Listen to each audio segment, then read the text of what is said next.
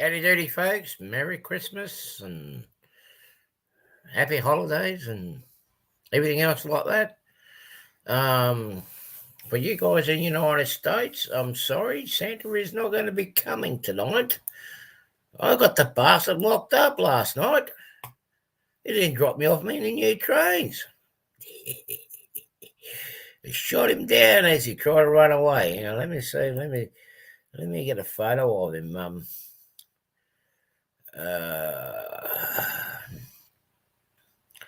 I did.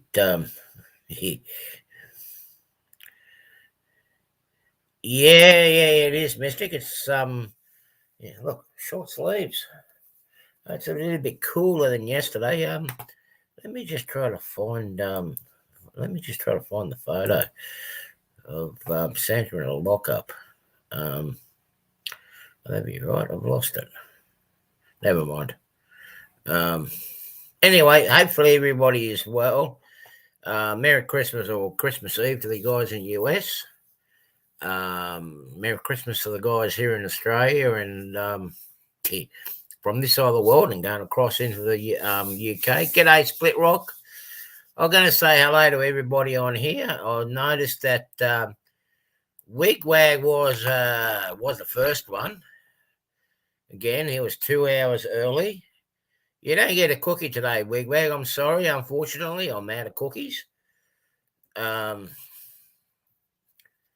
have a Christmas mince pie. How's that sound? And that's a fruit mince pie too, by the way. You're going to have that. Rick, how are you? Nice to see you in here. Chris, Remoto Aficionado, nice to see you here. Dwight, cool to see you in here too, buddy. Rick's Railroad, nice to see you in here, buddy. Cookies, no, we're out of cookies. The bakery burnt down. Grandpa Rouse, JD, how are you, my dear friend? Hopefully you're well. Santa Stewart. Okay, that mugshot looks very familiar. But anyway, yeah, that was on the wanted list. GWR, Great Western Railroad, Buckley Junction. Nice to see you in here. Welcome. Jean Ricard, how are you? Merry Christmas to you. It should be about Christmas at your place now too. Well, not that far of it. Mystic, nice to see you in here. Yeah, let me just catch you down on the see. A lot of guys are talking about fish soup. Well, I can tell you what you can do with your fish soup. Yeah, just toss it and use it as burley. And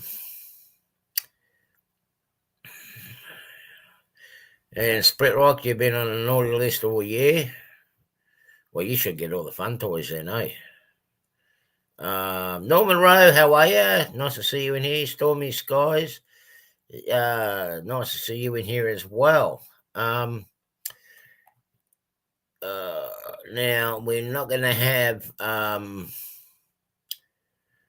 my normal co-host with me tonight, today, because he's with his family. Anthony Dodge, he won't be with us tonight. Well, what I will do is, since it's Christmas here anyway, we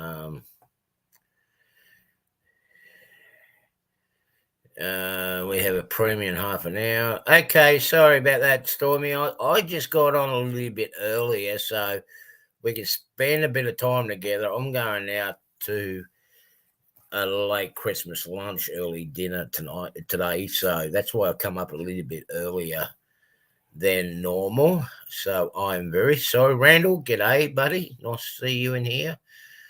John Clough, nice to see you in here. So yeah, I just come up a little bit earlier. Hey, Artie. G'day, Randall. Merry Christmas to you, mate.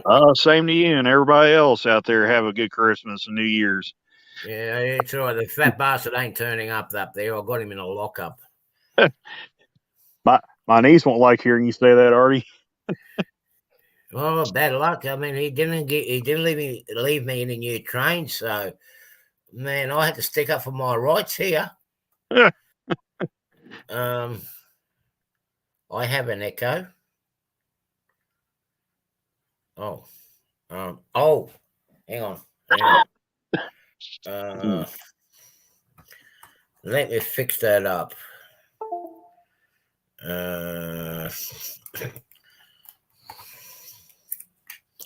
Yeah, I didn't. Just give me a bear with me for a second. I know where the echoes are coming from. That should be a lot better. Oh man, I love that. I like the ratio there, Dwight. 19 viewing and 1 likes. Yoo-hoo! Oh, you can't beat those numbers, can you, Randall? No, that's excellent numbers. Yeah. Let me see if I can find the photo. Oh yeah, yeah, here he is.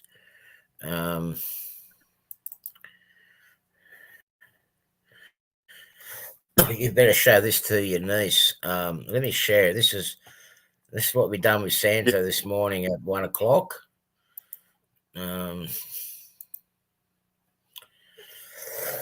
Excuse me. Where is it?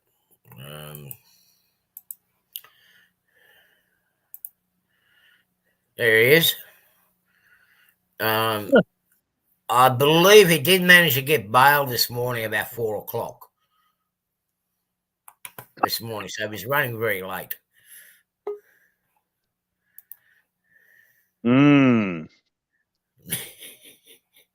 Well, that would teach him.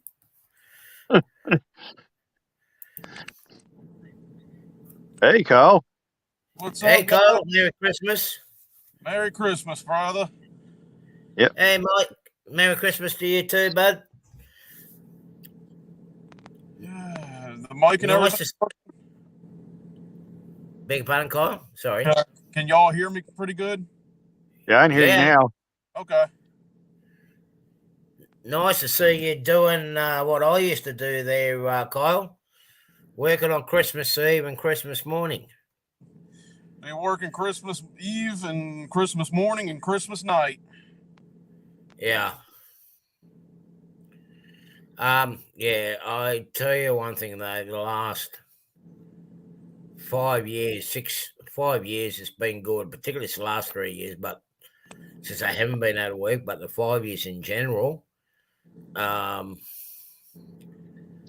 if a lot of people that have been following me over the year, they would realise I used to be a first responder, and we used to do aerial search and rescue and beach patrols this time of the year, being summer. You know, doing aerial spotting to see if people are safe, there's no sharks and whatnot. And 9 times out of 10, towards the end of Christmas Day, we used to get call outs to people drowning, getting lost at the sea and whatnot. So Christmas Day used to be always busy for me. If I wasn't doing that, I was driving the truck coming home. G'day, Ron Moen. How are you? So, to all the first responders that do watch this and might watch this in the future, a lot of us are thinking of you guys, and you're doing a great job. Have a Merry Christmas and a safe one, and hopefully you get home safely to your families. Yeah. So what did I get for Christmas? I didn't get bloody any new bloody trains, so I'm really annoyed. I did get something though. I got one of those. What you guys call them?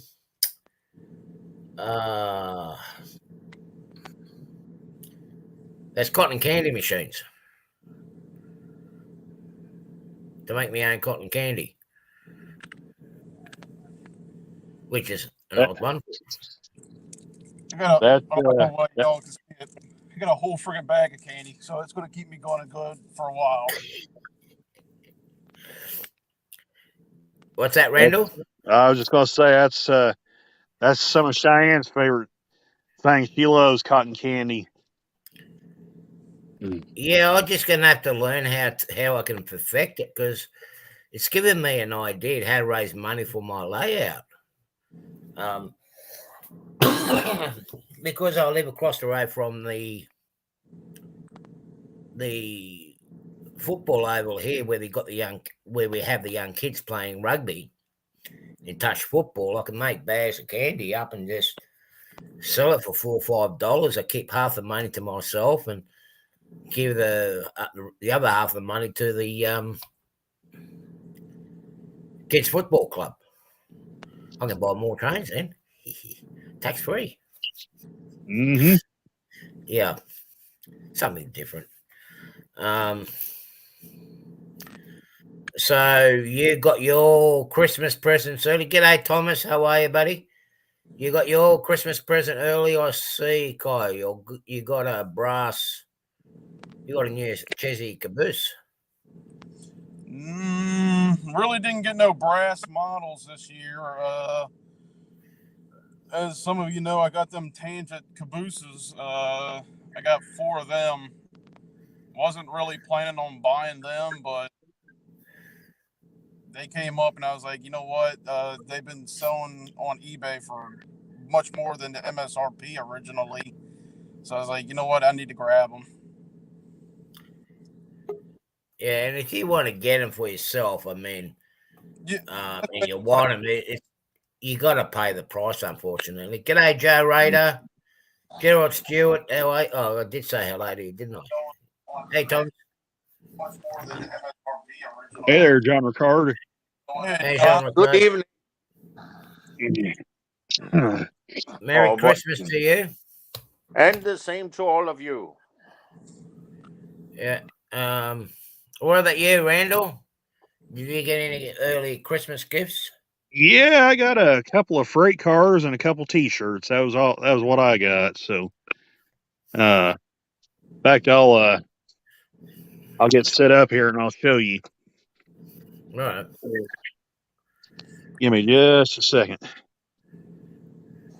Yeah, I've been getting a lot of them Atherin ready to run chassis system cabooses that they've been releasing, and happened to go on this website that does secondhand deals, and I found a 6-pack of chassis system hoppers, and I recently just got them in, I think yesterday or the day before.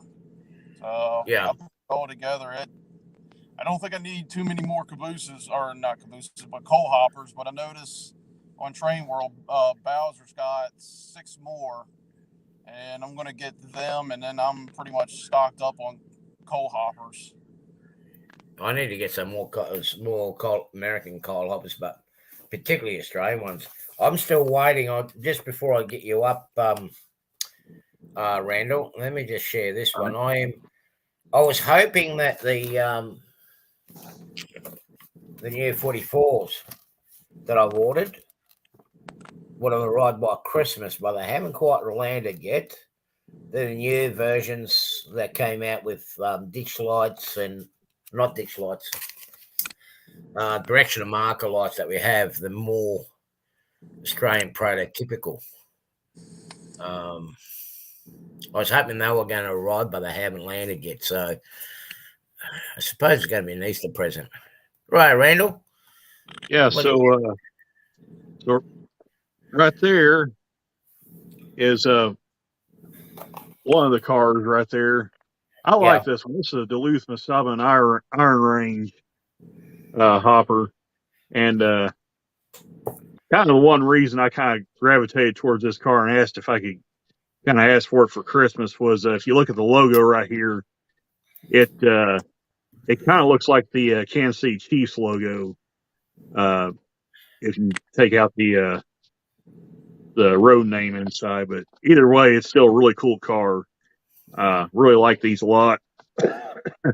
I've got some KD couplers ready to mount on them, so these will get changed after KDs, and they'll be ready to go, and even come with this nice little NMRA gauge from Lombard Hobbies. So I'll hold that up there right there. That's pretty cool. That. So, yeah, that's really cool. That's really nice. I wasn't expecting that to come with the car, but they sent that with it. So that's what my sister-in-law said. So that's really neat little gauge, kind of the business card / NMRA gauge. So that's really cool. So. Oh man, I'm gonna have to up the stakes there, Rick. Sorry, Randall. I'm gonna have to up the stakes there, Rick. My landlord didn't bring me anything, not even a pizza. The bastard hasn't showed up for 2 weeks. I'll have to sort him out. And then, of course, that's the other Christmas present out. I've already got one of these cars, but I wanted a second one. So I just love these cars. What's those? This is an 89-foot channel side flat car, a KTTX version. It's got the hitches on each end here. It's got a hitch there on that end and a hitch there on that end where you can run these trailers back to back instead of elephant style. Yeah. And I've always liked these particular cars. You don't see them anymore, at least where I'm at. In fact, really, all these 89-foot cars kind of went away here on the Thayer sub. So it's kind of a callback to my younger days. And like I said, I've always really liked these cars. So Merry Christmas, Rick. Merry Christmas. They'll look good hauling trailers on the club layout. So, and then of course they got these. This shirt here you'll like, Artie. So, I'll show you this one right here. So, there's the one my niece kind of picked out for me. It says I have a 1-track mind. So, I don't know if you guys can see that or not. Love it. Love it. That is awesome. And then here's the other one. And this is kind of a neat little shirt. It's got this little steam engine on it. The H.K. Adams locomotive. So there's that. Oh wow. Oh, that's awesome. Yeah, it's got the it says patented November 30th, 1886. So it's got some of the specs on the engine and everything. That was 2 years before I was born. That was 2 years before I was born. But no, that's a really neat shirt. I kind of like that. It's even got the signature of the witnesses on here. Oh, that's incredible. So that's a nice gift. You know, yeah, that's really cool. You know, your niece is sucking up to you when she buys you stuff like that. Yeah, she's a good kid. Well, I got her some good stuff too. So she's like saying, Uncle Randall, remember me in your will. Yeah, exactly. Yeah. Oh, don't worry. I'll remember her, but there's only one problem there. All that she's getting after you will be train related. She likes my trains, John. Even though it's not her hobby. Her hobby's slime and that air dry clay. But yeah, she likes the trains. She likes to go out and run them. So that's so nice. We have a good time. She knows the value of them. She'll know. Oh, good. I know these were my Uncle Randall's favourite ones. I'll keep these ones as a momentum, and I'm going to flog the rest off for over highly inflated price because she knows some sucker's going to go and pay for it.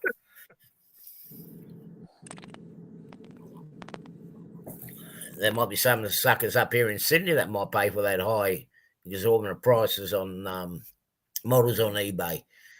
But yeah, no, that's really cool. That's a really neat shirt. I really like that one. I like both of them. Really, they're really cool shirts. But I haven't really treated myself this Christmas. I mean, I did buy. Did I do it again? Jeez, making a mess on my table. I've got to clean this table up next couple of days. Have you ever have you ever considered that it's not really for train buffs like us? It's not really a question of being naughty or nice, because with the energy prices going up, it's always nice to get coal for the steam engines. Well, Sean, I've been talking to my landlord about that, and we're going to put solar panels on the house. Okay. Yeah, but That, I was just trying to make a remark considering with trains, you know.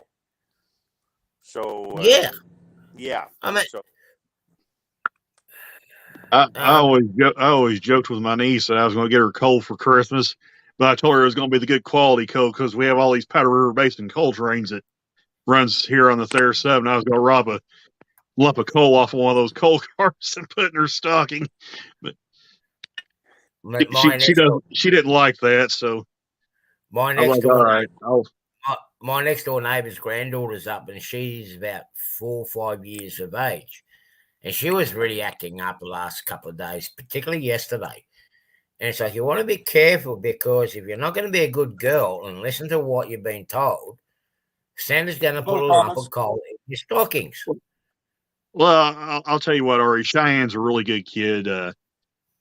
She really does good. So I just like to mess with her every once in a while. So, but this girl was really playing up. So what we did, I mean, that's the worst place to do it, in the coal area, isn't it? It's like we got lumps of coal everywhere. So I got a couple of lumps of coal last night and put it in a stocking.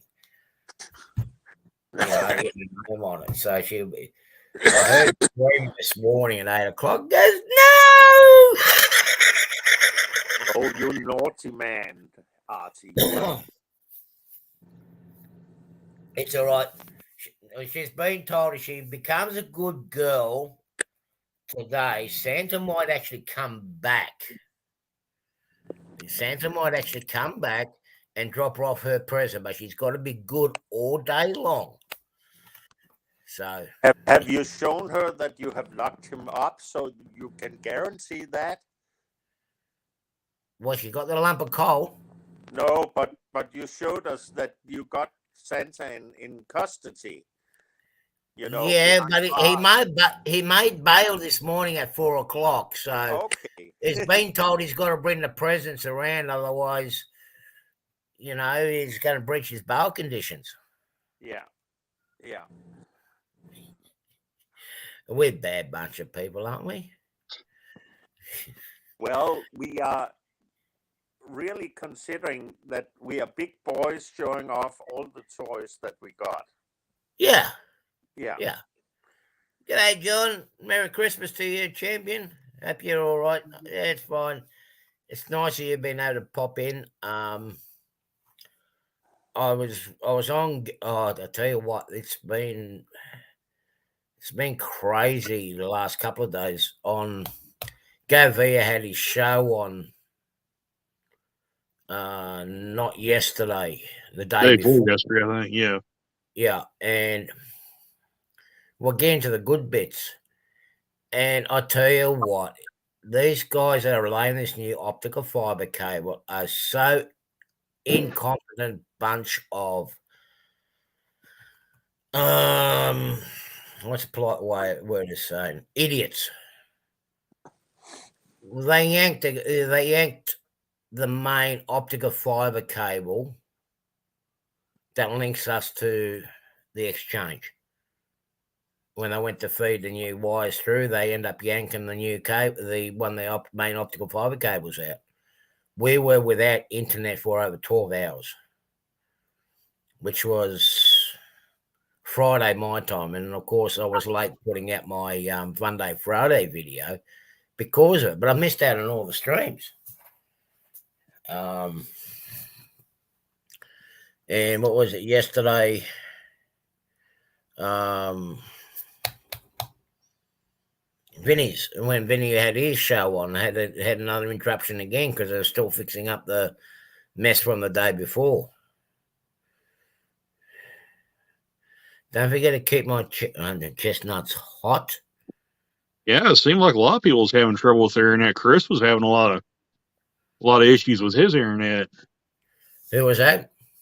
Chris at Go Via or Go Home. He during his stream, he was having a lot of issues with his internet, where it was freezing up and. The problem with digital signaling, since we're going into digital signals, problems with that is if you get a lot of iron particles in the air, which you do get during winter months and whatnot, and a storm lurking about, it interferes with the signals being transmitted. I get it here a lot on my television. We got digital TV here. This is free-to-air TV. And we're using our aerials. We've got the proper aerials and everything else. The main tower, the TV transmission tower, is sitting up on the mountain about 10 miles away from here. But if there's a storm between me and over there, it won't be raining, but you just have this big cumulus nimbus clouds growing. It distorts the signal. And that's what's happening with all these satellite. This internet that I have and that my brother has and several people lives around me has, it's run by the North Arkansas Electric Co-op. Of course, their internet's called Next, and it's basically a package deal with the phone, internet, then of course electricity, and and it works really good. I've never experienced a problem with it yet. So, well, but you're on hardwired too now, aren't you? I believe it is hardwired. Yes. Yeah, that's why you got improvement. See, since we end up putting hardwire into my back room, it's been working fine. But a couple of the neighbours, one in particular, the Wi-Fi won't work very well in my place because his frequency on his Wi-Fi signal is okay, John, you take care, buddy. Save some eggnog for us. And you and your family have a enjoyable day tomorrow. I don't know, Rick, with fibre internet here. I mean, I've actually heard some good things about it here. But mind you, our copper cable, it's been in the ground since the early 70s. So it's time to get up. But my neighbour, which is 50 feet away from my house, this is the way I'm pointing, his Wi-Fi signal, the frequency is very close to mine.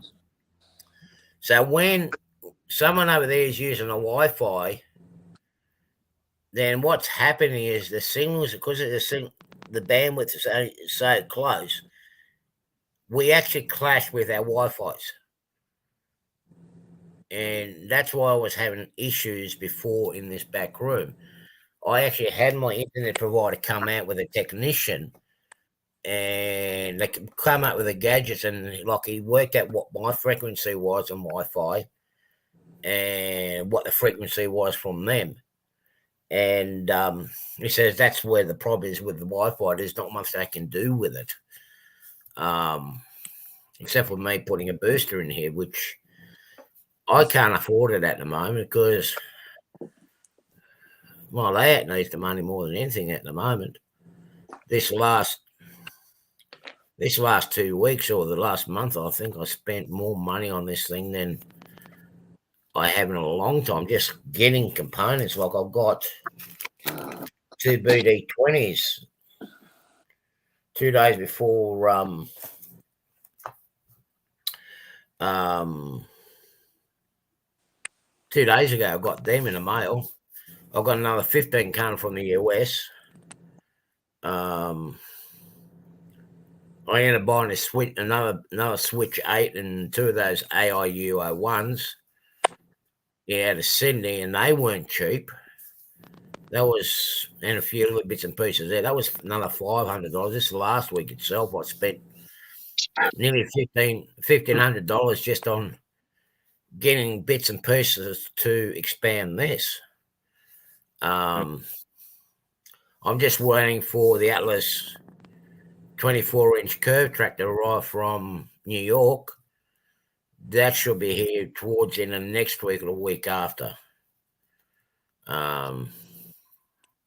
So I'll have all the bits and pieces to finish off the main line. So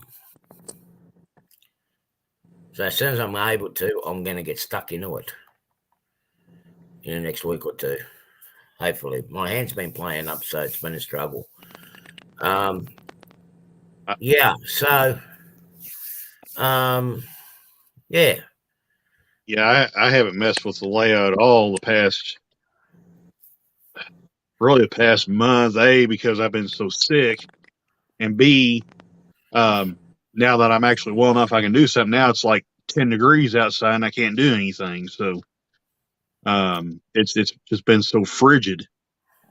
So G'day, Dan. How are you, buddy? I think we just lost Kyle. Yeah, I think he's hiding from his boss. Yeah, I'm working. Yeah, no problem. Yeah, I'm working. He said, no problem. Yeah, I'm not on any program or anything. I'm just watching. Yeah, sure. We know how it works. Hey, Dan's, how are you? Merry Christmas to you, bud. Happy you can do the family thing. Put on your Santa suit. Of course, right now it's greatly improved. I'm looking at the thermometer right in front of me right now, and it says it's 22 outside.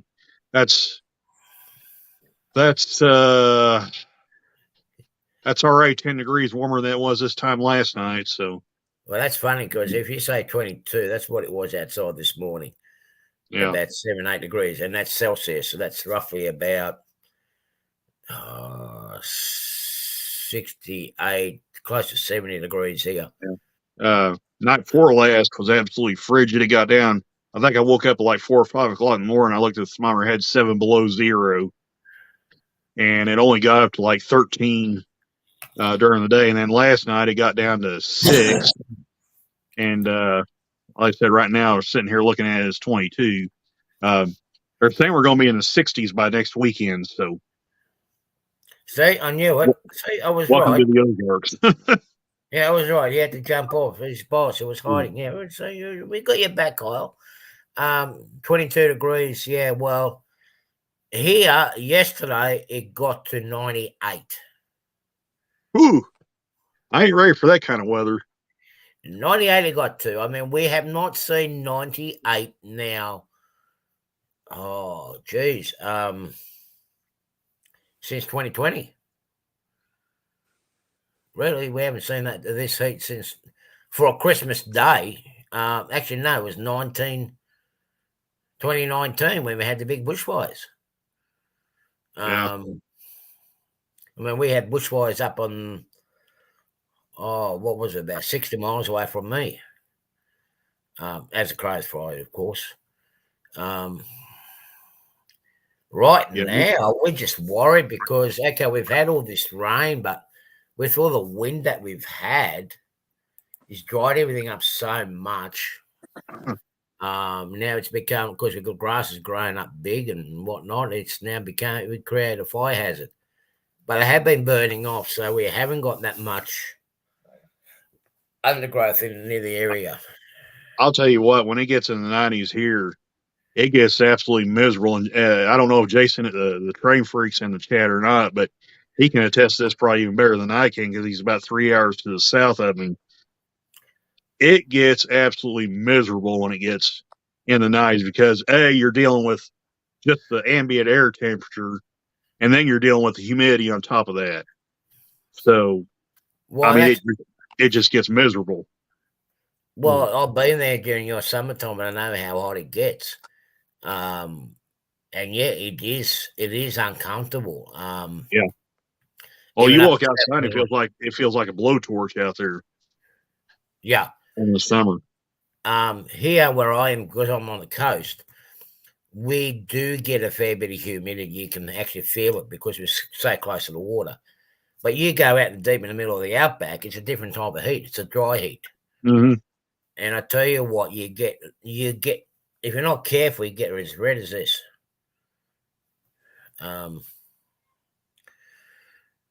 Yeah, I know. I bet it does. I bet Arkansas gets it sucks during the summer. I mean, Mm-hmm.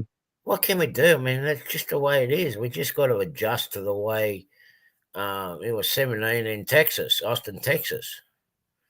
Man, that's a bit cool for Austin, Texas. Yeah. Man, But, it's crazy. man, last summer, I don't know that I shouldn't say I don't know that I've ever experienced it, but you would literally walk outside and it didn't just feel like you could smell it. It felt like the air was on fire. Yeah. That's literally what it felt and smelt like. It just smelled like the air was just burning. Mm. So yeah. You get to smell that more in the Central Australia here. I mean, I've been out there when it got to 125, 130, right in the centre. There was one particular place called Pine Creek, which is up the top end of West Australia. There's not much there, but they got a lot of gas mines up there, drill spots, and we were carting these mining equipment and pipes up there. And I tell you what, it was nice inside the truck, but when you got out of it, it just felt like someone. mm-hmm. I don't know if you ever experienced it, Randall, but you know when you pinch a girl on the backside and she gives you that big slapping, well, this was a big slap right across the face when you stepped out the truck, and you had to keep the truck running to keep your cab cool. Yeah, it's the same way with the realtor vans. You have to keep those suckers running all the time because the crews have got to stay cool when they're riding in the van. So yeah, and the first time I went up there, my biggest mistake was turn the truck off. I wound the windows down, but the problem was it got so hot in there. It took me nearly 9 hours to cool it down and then at a comfortable temperature because you can't go driving down the road with your windows wound down because the air is that hot, you end up burning the side of your cheeks. And I've had guys step off the train. They would tell me that on some of the engines, the air conditioners would be broken on, wouldn't be working. So, yeah, just imagine sitting in the cab of a locomotive just frying. I mean, I got to say one thing though. I'm glad that we are not in Singapore, but in particular in Bangkok. I'll never forget when I used to go over there and get off the plane, and this is before these.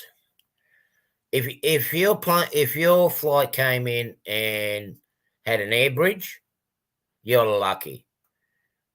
But before they expanded the terminals and whatnot, your plane was parked out in the tarmac somewhere down the line. You had to walk down the stairs. Once you walk down the stairs, it was like someone's coming with a big fist and punch you. The heat would just hit you, and you'd be forever trying to cool down.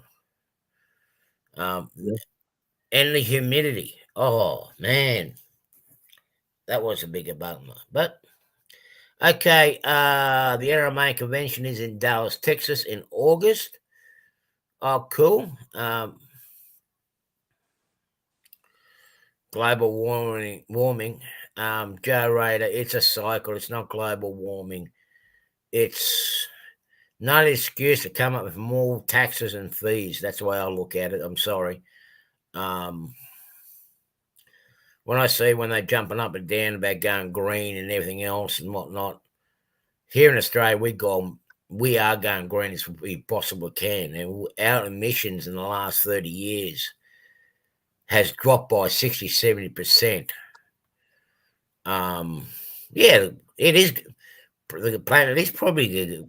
I know here it's got hotter because the cover of smog and pollution we had over here is gone. So the sun can actually cook us a lot better now than what it did before. We haven't got that blanket anymore. We haven't got that blanket. And look, we just got to learn how to adjust. The planet goes through its cycles, and nothing we can do about it. We just got to learn how to adjust to it, and it's a poor excuse for another tax. It's a poor excuse for another tax. And after what I've heard on Thursday about what's going on here, I may not have a job once I recover. They made all these. They turn around and comment that they've given all this money to road repairs and everything else for construction and fixing up the roads from the floods that we had. Work has been told, like our region itself, they've got no money. They're out of money. They've got no money. They've only just been given the money and they say they've got no money. But we've been hit with all these extra taxes and whatnot to fix these roads up, but we've got no money.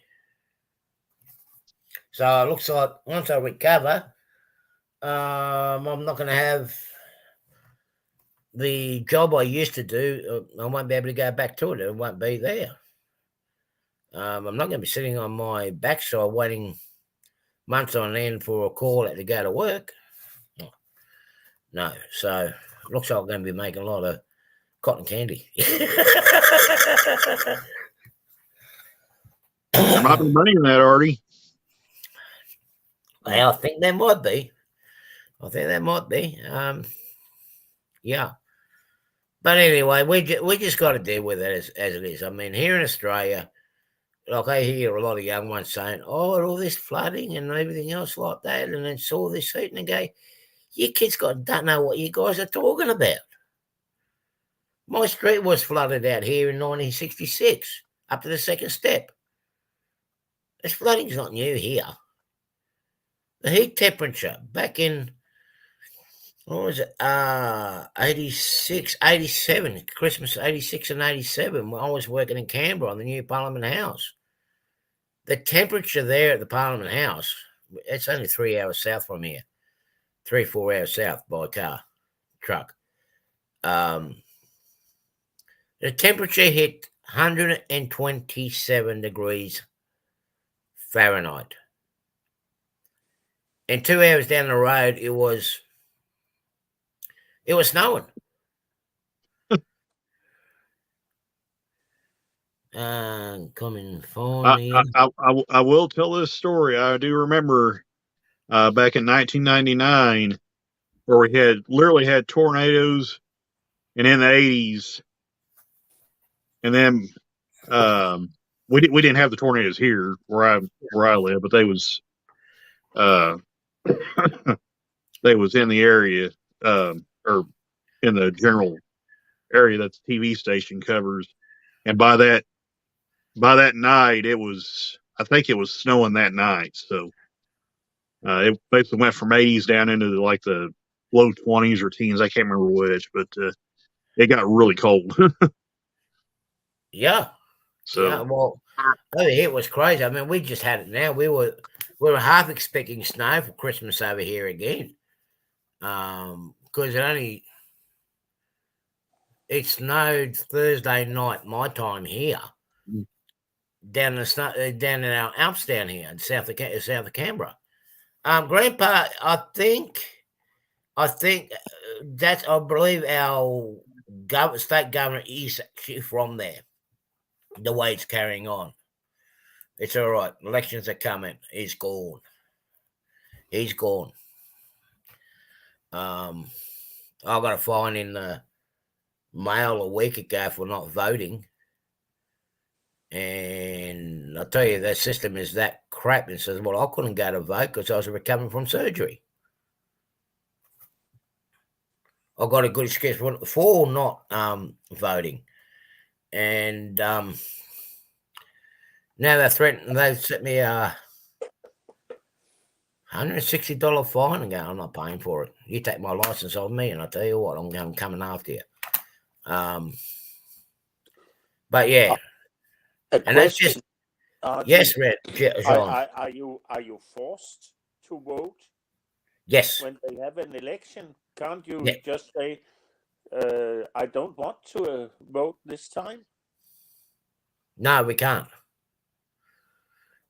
But at the end of the day, all you got to do is go to the electoral office, get your name marked off. When you get your voting form,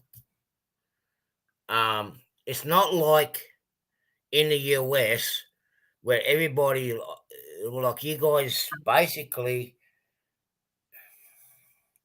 the government know. Let's put it this way: in the US, the government knows who you voted for, right? Over here, they don't, because you end up you got a discrete ballot. You mark out who you're going to vote for. If you're not going to vote for anybody, you just write up like what I used to done a couple of times. You're a bunch of dickheads, not worth voting for. Fold up and put in the ballot box. There, I voted, But but you my see, name's been marked off. in Denmark, it's like when they have an election, you have the choice to go to the election and vote, or you just don't go, and that also tells a lot to the politicians that if people don't vote, they basically don't like them. Well, over here, I mean, they call it bogus votes when you end up not filling out a form or filling it out incorrectly, and that gets pulled aside. So that's a message to the politicians here. Yeah, we don't like you. But I'm amazed that a country like Australia has forced voting. You know that when you are registered as a voter, that you have to vote. Once you reach 18, you got to register the vote. Yeah. Right. And in one way, it actually shows how many people can vote. You rock up. I mean, you got to have an exceptional excuse for not turning up. But once your name has been crossed off, that you voted, you done it, or like that you attended the voting centre. Once your name's been clicked off, you can actually just go in and follow a blank piece of paper and put it in the ballot box. Okay. But you have to show up. Yeah. Okay. It's not, Graham, it's not your vote that counts. It's who counts the votes that determines the winner. Well, over here, it's the party. It's not so much a person you're voting for. See, in the US, if you're voting for a particular person, they are there for the term. Over here in Australia, the stupid thing about it here is, yeah, there is the person that's sitting for that position, but you're not voting for that person in particular. You're voting for the party. Now, the party can turn around and say, like, for example, now you got, like, for example, Joe Biden, okay, or Tom Cruise, or whoever you want to be in there. Yeah, he's not doing his job properly. He's getting a lot of complaints from the public and everything else. We're going to replace him with Cyndi Lauper. Okay. Okay. So you're actually voting for the party. You're not voting for the actual person, like you do in the US or over in Europe. So basically, what you say is that when you give a vote or a seat to someone in an office, that's actually owned by a party and not by a person. That's right. Okay.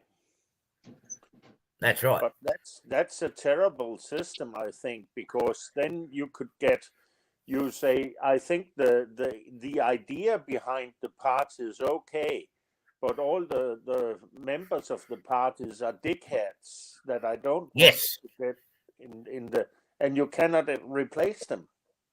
That's right. See, this is what a lot of people found out. Like, In the US, you've got the Democrats and Republicans. Over here, the mainstream is Labor and Liberal, same as the UK. Yeah. Back in 2011, 2010, 2011, it was our election, 2011, 2012, around that period. We might voted in for the Labor Party.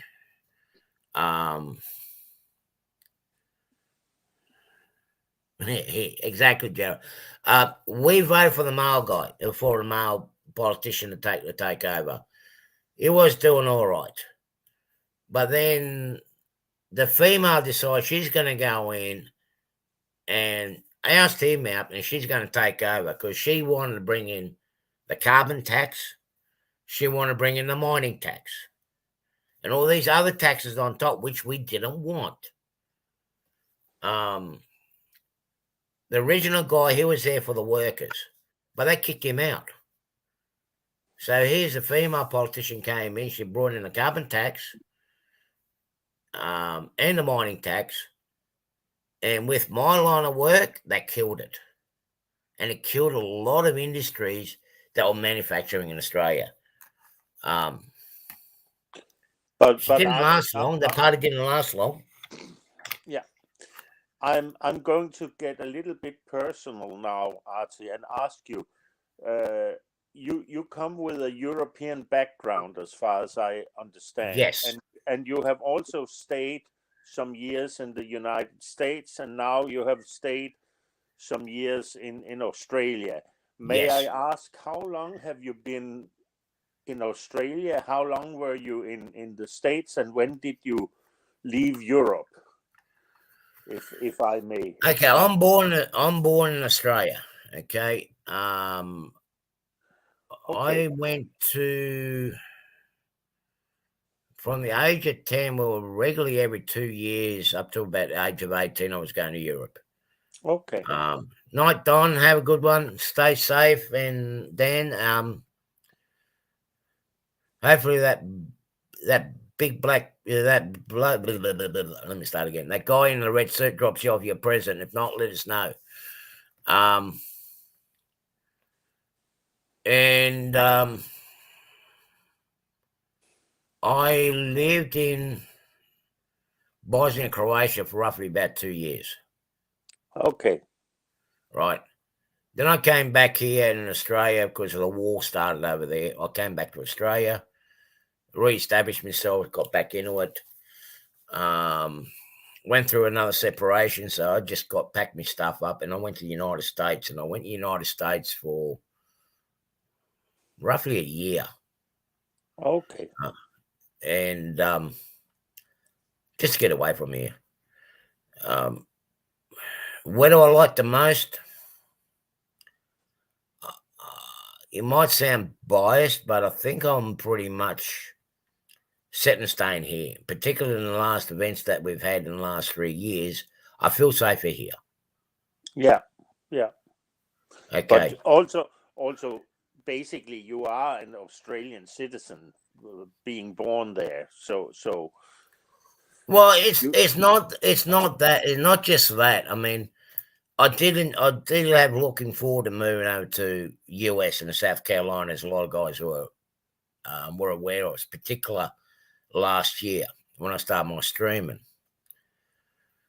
But then when I seen the problems we're having with just me coming over there for a holiday,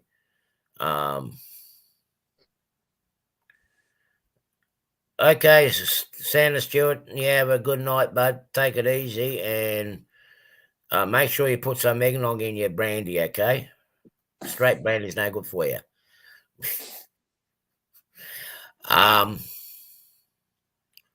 But when I started looking at what's happening in the United States and some parts of Europe with the benefits like your health benefits and supporting supporting people when they're down on their luck or got no work but the main thing was the health side of it. I'm better off where I am here. Yeah.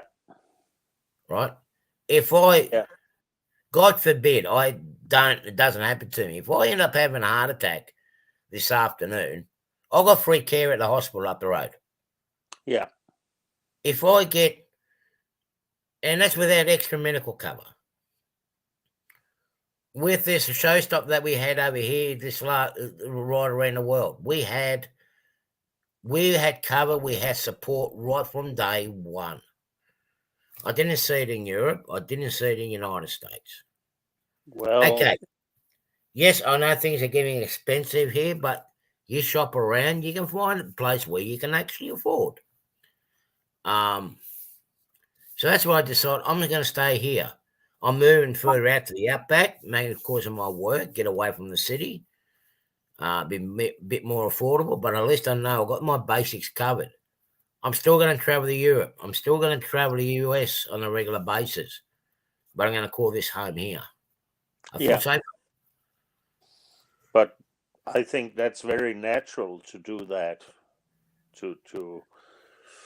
That's the same. That's how I have it too. When you're reaching a certain age, you don't have the craving to go and exploring and changing the country so much as you did when you were younger, I think. I was lucky enough I had a chance. I was lucky enough to have the chance of exploring. Because one of my jobs that I did have in between my truck driving was actually flying. And it took me to a lot of countries around the world, and you get to learn their lifestyle and how things are in those countries. And when I look at things, particularly when we look at freedom, hell, I've got a lot more freedom here than what I have in America. Yeah. I mean, over here, if you here's a perfect example. It's going to sound as stupid as it sounds. This is how much of a freedom we got here. If you're busting and go for a leak, to relieve yourself with number one. I'm not talking about number two. I'm talking about number one. As long as you don't expose yourself, you can go hide behind the bushes and do your business and not get arrested. Over in the United States, you go and do that over there, you get arrested. I mean, come on, really? Is that freedom? No. But isn't that very typical for the main body of society today, that there are a lot of people sensitive to, let us call it, basic needs? Yeah. Like a truck driver here. Look, there's not many places where we can stop and relieve ourselves. They allow us to go and basically stand right next to our trucks and relieve ourselves, as long as we don't expose ourselves. We have had complaints, and we turn around and say, "Well, I'm not showing my bodily parts, but I've got to go. There's no way for me to do it." Over here in Australia, you don't have every gas station, particularly 7-Elevens, where you can go and use a gas station. And if you're in a truck, you can't pull into them because you take the covers off. Yeah. I mean, I'm 4.3, and the awnings are 4 meters high. Yeah. I'm not going to fit. But that's just one thing.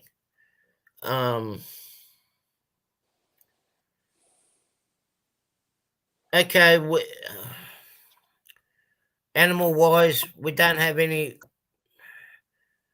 Okay, we got snakes and spiders and whatnot, but we learn to adjust with them. But they don't go hunting you down.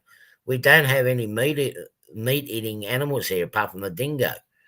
If you're a group of people, they won't come near you. They're normally scared. What about crocodiles? Oh, they're up the north end. Okay. They're too far away from me. Sharks in the ocean. Well, you get great, but if you're on the land, like I'm talking about land side. Okay. If you're on land side, you can pitch a tent. You might get a snake or two occasionally come into you, but it's rare. Yeah. But you don't have to worry about a bear coming down and ripping down your tent or a lion coming in or wolves or whatnot. We don't have any of that here. It's actually it's the first time I have ever heard about an Australian talking about how safe it is compared to the animal world, because usually when we hear about exotic animals and plants in the Australians' nature, it's also mentioned that some of it is poisonous or Well, dangerous. yeah, Yeah, they are. yeah, I'm not going to say they're not. They are. yeah. But I understand what you are saying. You know, you don't have any big animals that actually goes looking for you and see you as a prey. Yes, Yeah, exactly. yeah, That's what I'm coming to. I mean, I can go up the mountains here. We got grey kangaroos, but we also got wallabies. They yeah. sense you coming, they're gone. They're going another way. They're not going to hang around. No. I've come across red belly blacks, which is one of our most dangerous snakes here. Even the brown snakes, like the taipans. Yeah. Okay, Joe, have a good night, buddy.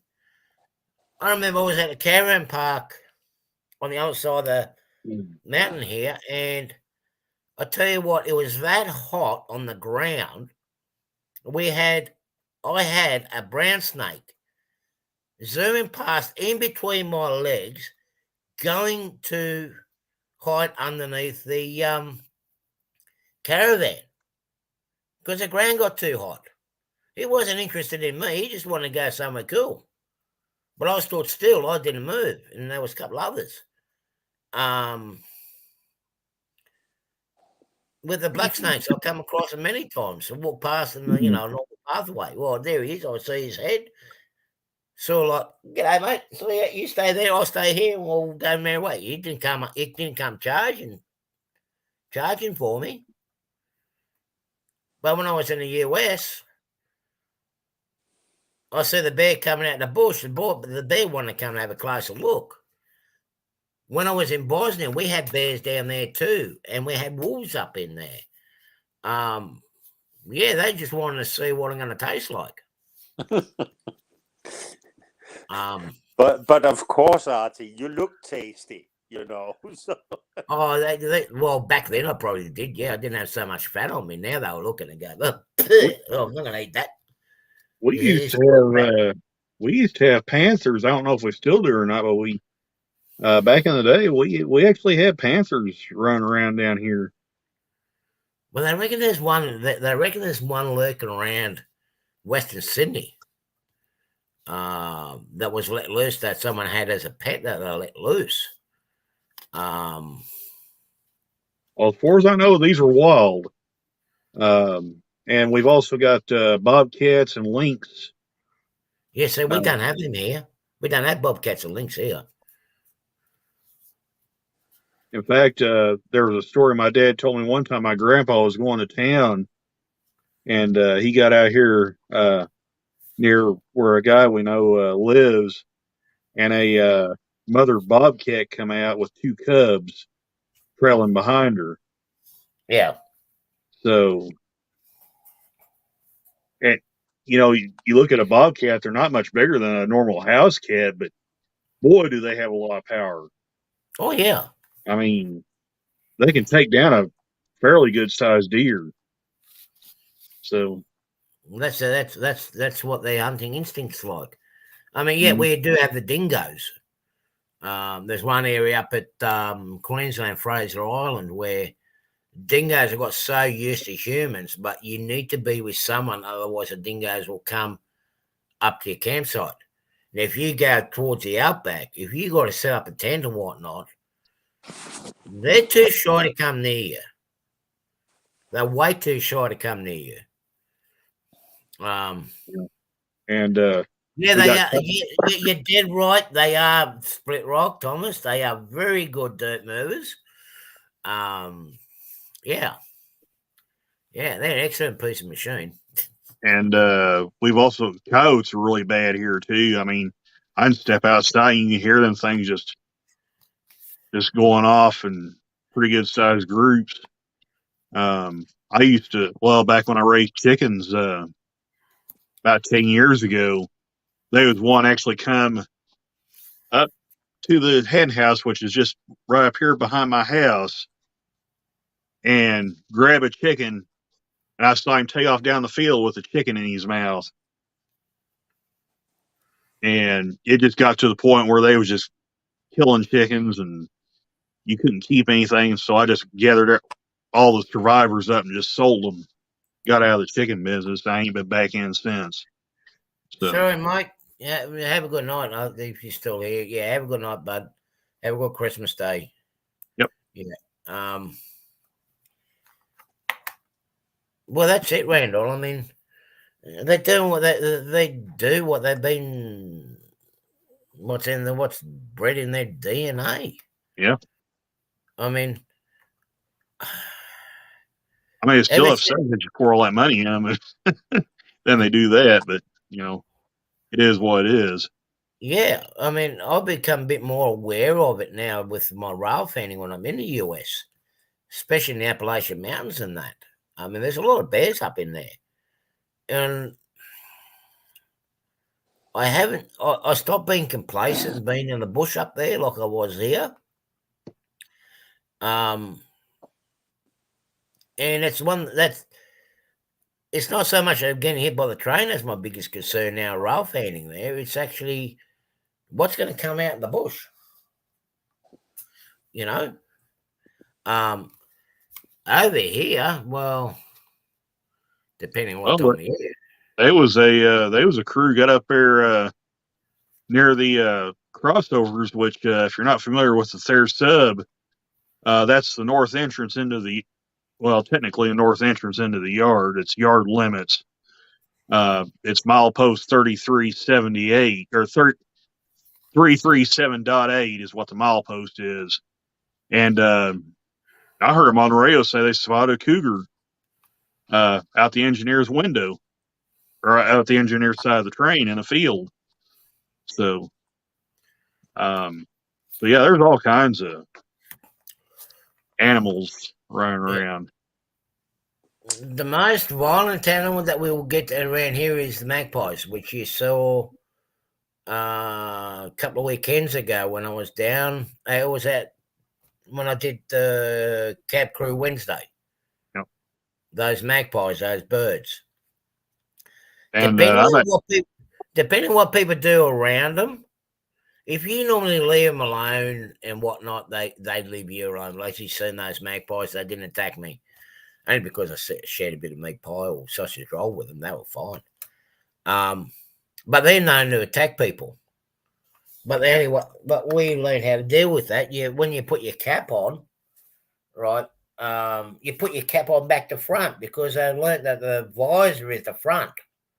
And if you put the visor at the back, the magpie will think, "Oh, he's watching me. I'm not going to attack him. I'll come from the front." So you can actually see him coming.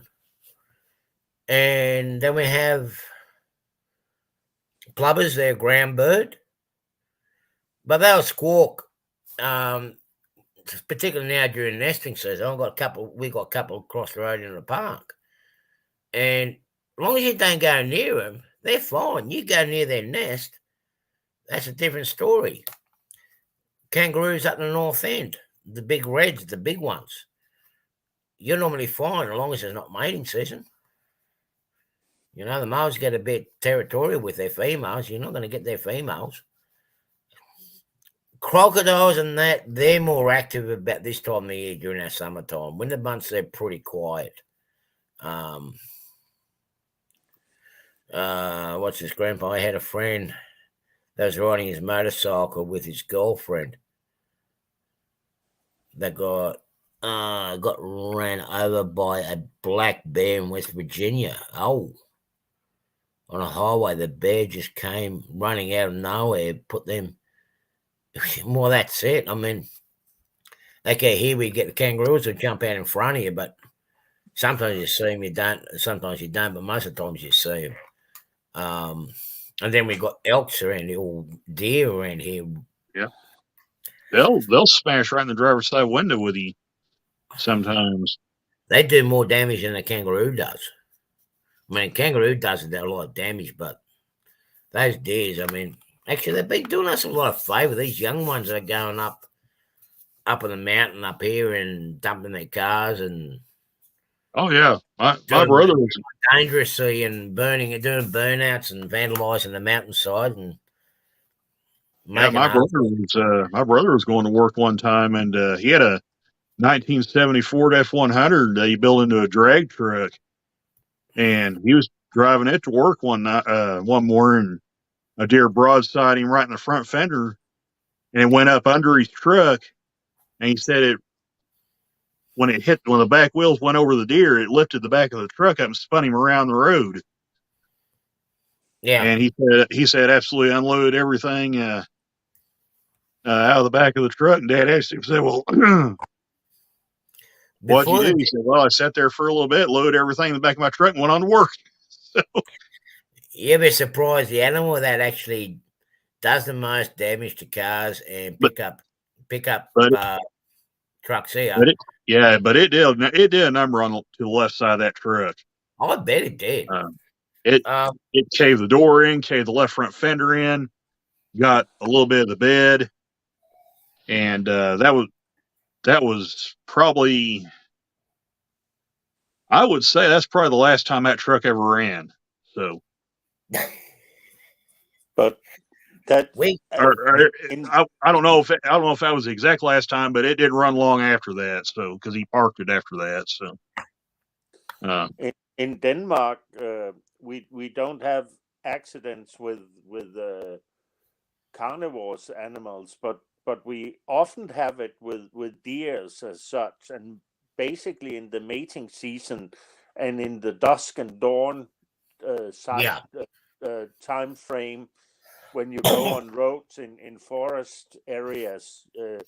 I have totally wrecked one of my cars by running into a deer, and I was just lucky that it didn't went through the windscreen at me, but the motor and the hood and everything was smashed up. And good night, Gerald. Have a good Christmas, my dear friend. Yeah. So we know the problem also in Denmark with big animals, but I don't think the animals isn't actually attacking the cars or the people. They are just stupid and crossing the road when you're coming in the car, and you basically don't see them before they are right in front of you. So that's it.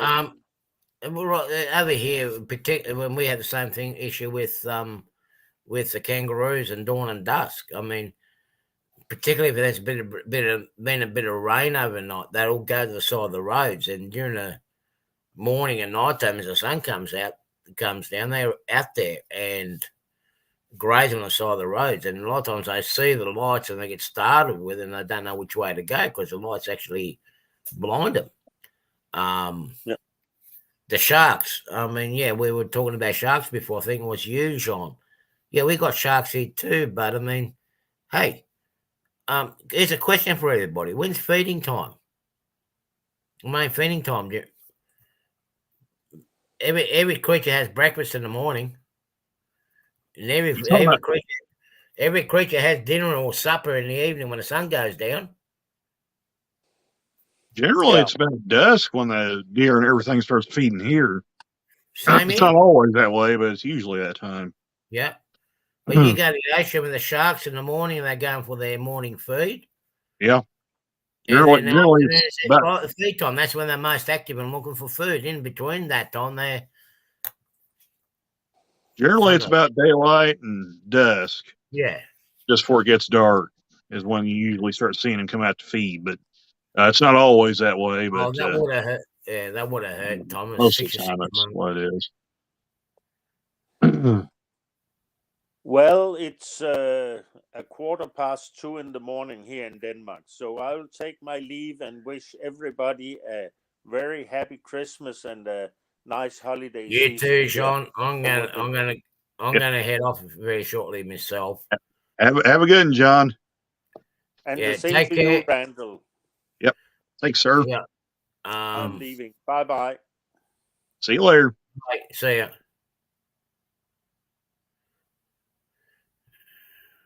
Yeah, yeah, that would have been an interesting one, Thomas. I mean, yeah, you came up the deer that sat on your seat. That would have been funny. And trying to explain the blood to the cops. Yeah, that would have been really good. Yeah. Yeah. Well, that's right. That's what happened yesterday during Vinny's stream. One of my friends, she had, we don't know whether she dropped the purse or whether it got stolen from the car. We spent about 3-4 hours trying to find her purse. It had a driver's license, it had her cards in it, and money. I mean, nothing worse than having, it's like a wallet, nothing worse than having your wallet stolen on Christmas Eve.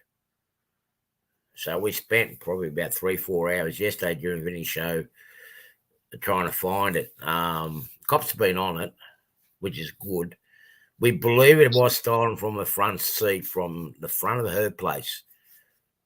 And when she ducked into the house to get something, we got these little kids around the place, and I'll tell you what, since they seen us working about and looking around, I think they disappeared. So I think they know that we're looking.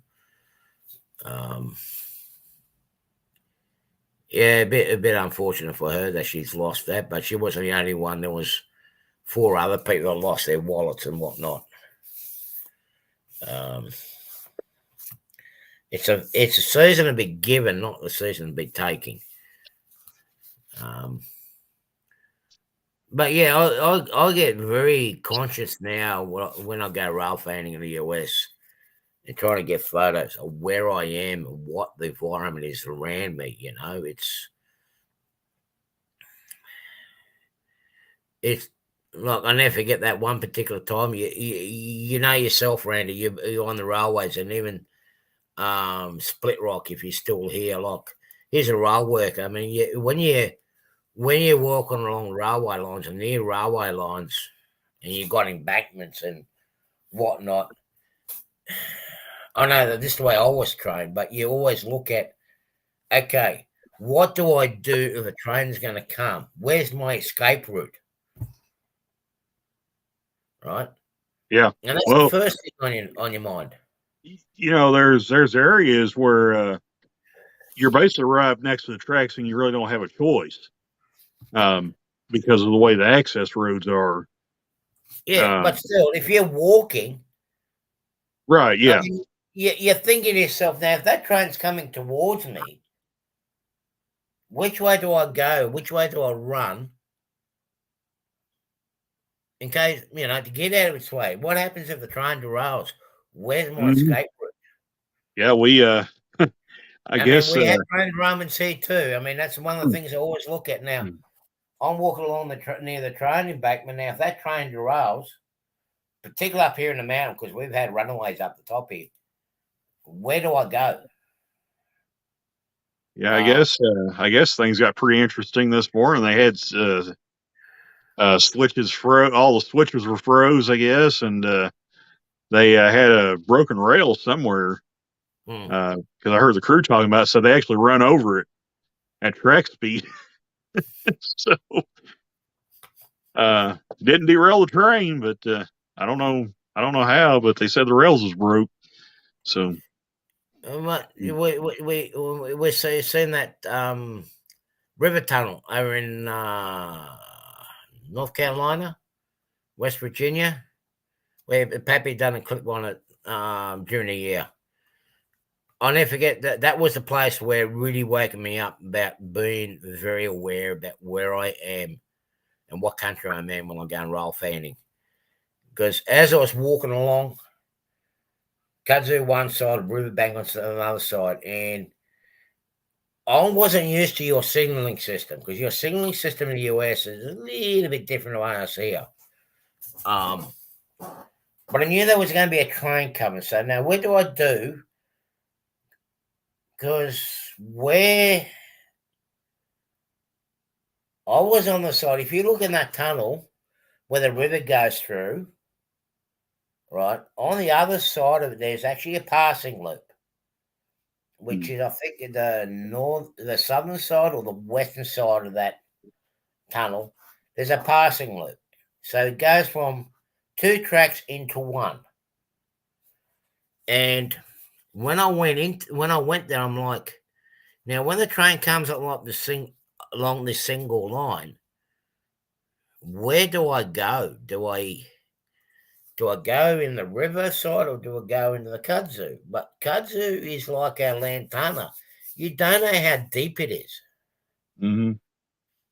So I thought I'll keep to the right hand side of the rail, and that way I will go into the river, down the bank in the river. That's my escape route. Well, I think I mentioned this story before. I'm hearing rustling in the bushes. Oh, it's only a kangaroo. Oh, hang on, Artie, you're an idiot. You're in America. There's bears in there. Could be a lion. Could be anything. It's hunting you down. I turned around and gone back. I was going to hang around. Yeah, fair enough. It was a bear. Over here, you hear rustling. It's 9 times out of 10. It's a kangaroo, wombat, or a wallaby. And that's it. But you hear these stories about broken rail and everything. It kind of makes a guy kind of nervous when you're sitting there next to the track and a train's going by because you don't. I mean, you would like to think the rails are in good shape, but it doesn't take much. I mean, it doesn't take much yeah. for it to break. Just needs to give that given point, and it's like, bam, you're gone. And this cold weather's hard on them anyway, so yeah. On my way home driving. Oh, what's going on? That would have been funny, JD. That would have been funny. That would have been funny. Yeah. But yeah, I mean, we've had runaways up here, particularly if it's the first time drivers coming down the mountains and haven't really got much experience. I mean, we call engineers here drivers. I mean, the last one, he messed up big time, really, really big time. Was it last year or the year before? Can't remember. It was over the Christmas period because now's the time when all the grain trains are coming down the mountain, and you're coming down a 3.7 grade, and it flattens out. Then it goes down to 3.6 to 3.5% grade. Mm-hmm. So what he'd done was thankfully was in his dynamic braking, but what he'd done was he let the brakes go and just relied on dynamic braking. But he got to that one little point on the ridge when he started getting away. But by the time he put his brakes on, he was going too quick, and the brakes all the way back was there saying, nah, it's too hot. We're not going to hold you down. And he went down for a ride. Mm-hmm. The speed limit on that line coming down, I think it's 15 mile an hour, 20 mile an hour coming down, 15 mile an hour.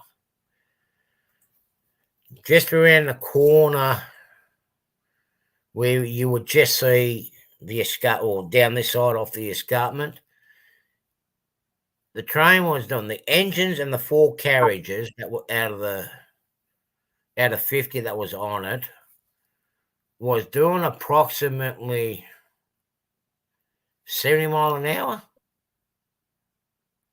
downhill. Yeah. That's getting on this program. He had a lot of wheat wagons scattered, loaded wheat wagons scattered all on the escarpment. It took him like nearly 2 months to clean the mess up. Us locals down here liked it because we got these gang parrots. They're like the cockatoos. They got really big round hook beaks on them. They've got bigger beak than your normal cockatoos. Of course, they heard about the wheat train going over the top and all this free food. They're all gone up there, and they make a hell of a racket, especially at sundown. And yeah, they were all up there. Every carriage out of that bar 4 was rolled over. Mm.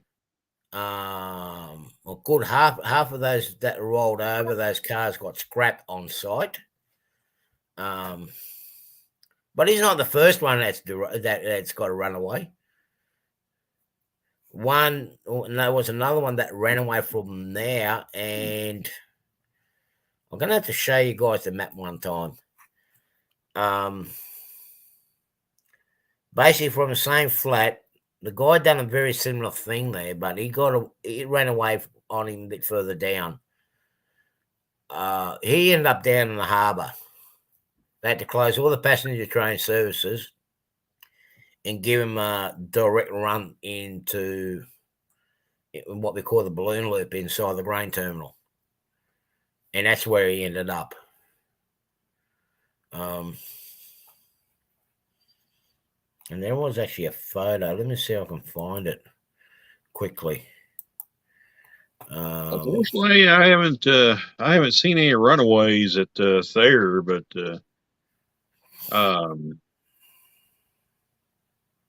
I know a lot of the guys they typically don't like tying down on the north end, especially around the crossovers all the way up 3351 or 335.1, which is the very north, which is basically the end of double track. It's where it goes back single track. North there. That's a pretty steep hill, and they have a lot of. Sometimes they'll have a hard time getting trains tied down there. A lot of the guys have told me that the intermodal trains are actually the hardest ones to tie down because of the 3 and 5 packers, which are the articulated well cars.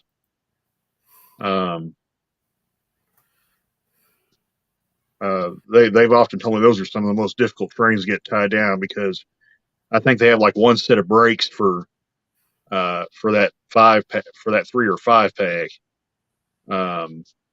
So they'll tie down 3 or 4, release the brakes, the train will start moving backwards down the hill, and they'll have to go tie down a couple more. They'll do the cycle over again. If it keeps rolling, they'll go back and tie down another couple. They'll basically have to keep walking the train, tying them down until it basically sits there. I'm just trying to find these photos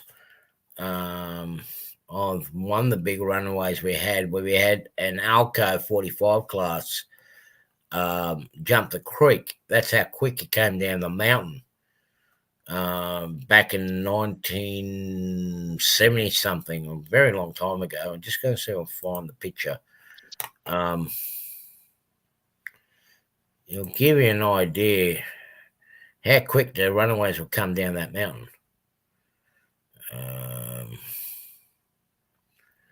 But you know how it is when you're looking for something, you're not going to find it straight away. Yeah. But since they redone the station, it's not the same anymore. I mean, they don't have that. They don't have that luxury of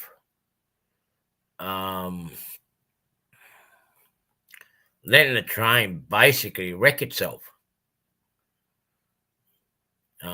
Once upon a time, the trains were able to wreck themselves. Now they can't.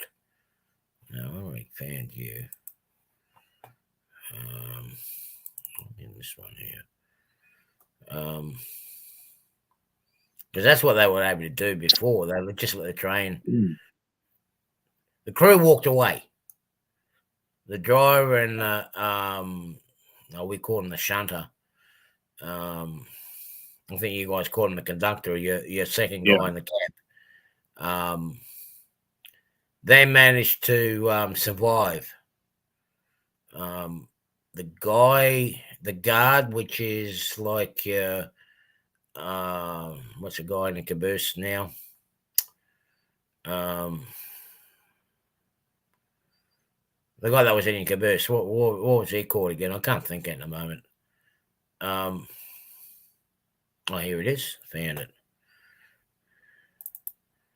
Found the two pictures. Let me share it. Let me share this with you. Now, this is a runaway coming down the mountain.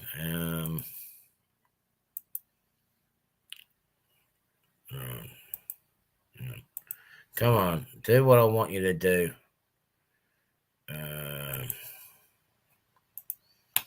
We'll get there with this thing. This is the Alco 45. That engine there literally jumped the creek. See the good men in the white shirts there? Yeah. Right? It actually came from that side.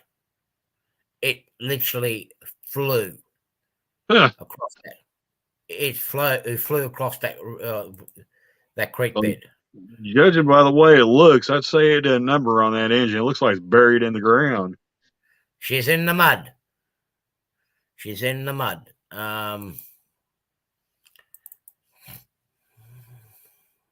That's looking from the railways. Did that show up? So yeah, you see how she showed up. That's that one. Oh, it didn't show the other picture. Come on. Let me show the other one. She done that. They repaired it and got it back. The back got back on the track.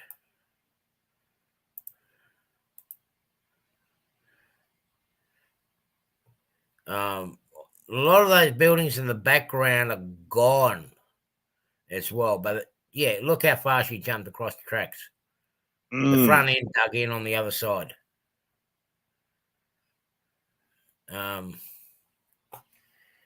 Now I'll bring up this other photo. So as you can see there, Alcos do know how to fly. Literally.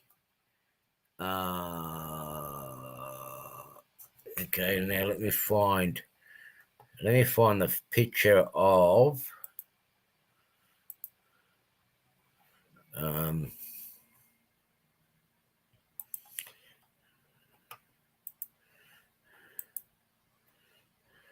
okay.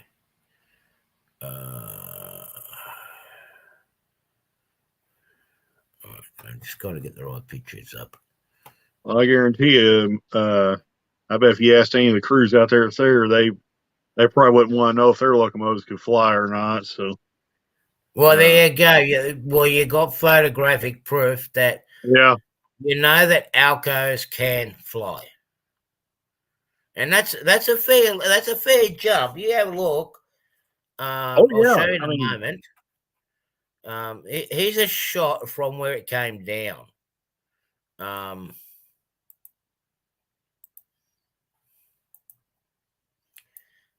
Here's a shot where it came from. Now, that line to the right, this is how the yard used to look.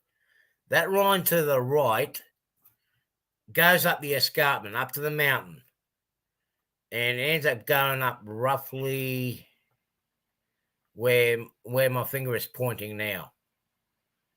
It climbs all the way up to the top there. That's a pretty good climb. It is, and that's the steepest grade in. Hey, Chris, how are you, champion? Are we actually talking trains at the moment? You timed it well. Oh, good night, Thomas. Sorry, I missed the chat. Good night, mate. All the best for Christmas. Now, this train here is the local BHP engine. You used to take the coal wash down to a mine site, dump the coal wash, and then brought coal back up into the steel mill. And the other thing, quickly, this station here was known as, you had an overkill of signals, and it was the first station outside the Sydney area that had electric signals. The right line to the right goes up the mountain, and the right line to the left goes down the coast. But where that coal train is, with a white stripe, that's the main line. Where this carrot train here is got ballast wagons. It's going to be waiting for the road to go through. But it's a runaway track for the trains coming down the mountain. So what they did was they used to let the trains come down here and come off the track where that diesel ended up. Now, it had, you know, those little four-wheeler wagons that I've got? Yeah. These ones here? Yeah. That he had a whole rake of these behind it with limestone in it, going to the steelworks. Mm. They were all scattered around through that bend there. The ones that made behind the engine, they all scattered down there. Let me show you. Let me try to get another.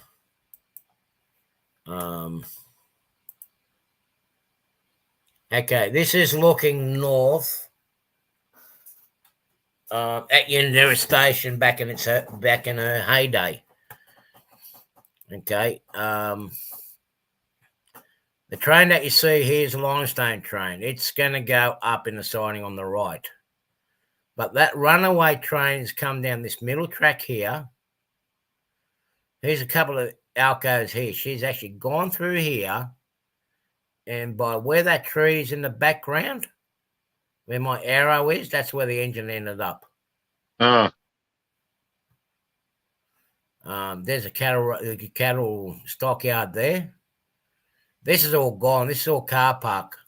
If you have a look at the photos that I've done recently, roughly about where that shed is now, and roughly about here, this is where the new pedestrian bridge is going. All this building up alongside here, that's the station. Signal box, station master's building. Ticket office in the middle. Bathrooms down the back. That's all gone now. That's all removed. I want to do this as a model on my layout when I actually get to do it. So you can see that the actual engine went a fair way across the creek. And it's amazing, like even the scenery in the background, that's all changed. It's all building up the top background there now, all new houses. So what they've done with this engine train here, they used to take to the siding to the right. And that's where the BHP line starts, the private line, and takes the limestone into the steelworks. And later in the evening or the following morning, the train would actually come back out the other way and go up the mountain. Let's see if I can find. Let me share the photos from Dumbarton, which is up the grade. There you go. Those are the alcoves. These were actually leased from South Australia because we actually had a shortage of motive power. Now, if you have a look where this rock carriage is, down the far end, you will just see where the runoff dead-end tracks are. In the far right, they used to do all the copper logs in there.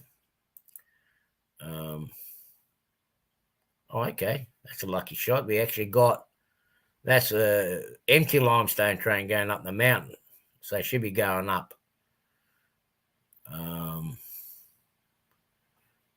Station master building on the right, just a glimpse of it. And the old car park, that's all been redone now. That fig tree's gone as well. Yeah, that's ready to go up in the mountain. That's a couple of what we call jumbos. They were the 442s, Alco engines. When they went up the mountain, they chuffed along like steam trains. And that's a short platform on the right hand side. That's the number 2 platform. These are like your doodle bugs, shorter than a doodle bugs. They're roughly kind of like little mini doodle bugs. Yeah. They were made here in Australia. They did have Detroit motors in them. Now you have the pipe train that's on the left. That was actually for they were going out to the outback, Central Outback, to do the gas pipelines. And I'm not too sure. I can't remember why these limestone hoppers are up in the right refuge track there, unless they had another runaway on the mountain. But yeah, that cattle pen there, that's all gone now. That's all car park. You won't see that. It's too small when the station was back in its heyday. That's the station master's building. And the building to the right of it, that's our main phone exchange, where all our optical fibre cables and phone lines all connected into. Okay, this is Don Barton. This is halfway up the mountain. I don't know if you guys can see that clearly. I can see it. Yeah, that's going up halfway down the mountain. Now, because they were restricted in space at the time, they could not. They couldn't do a normal passing loop in this area. So they had to come up with a passing loop that was in a zigzag style. So basically what happens is if there was nothing coming down the mountain, then the train will follow pretty much to the right. That's the main line there. Now, if the train was coming up the mountain and had to hold, it'd take the left track, pull up as far back behind those trees, and then it will push back over a bridge and come up to the top level here. But it was also used as a runaway safety ramp. Like it, for those guys on the East Coast and any of you guys that heard of it, like the Saluda let me get a drink. Right, like a Saluda grade.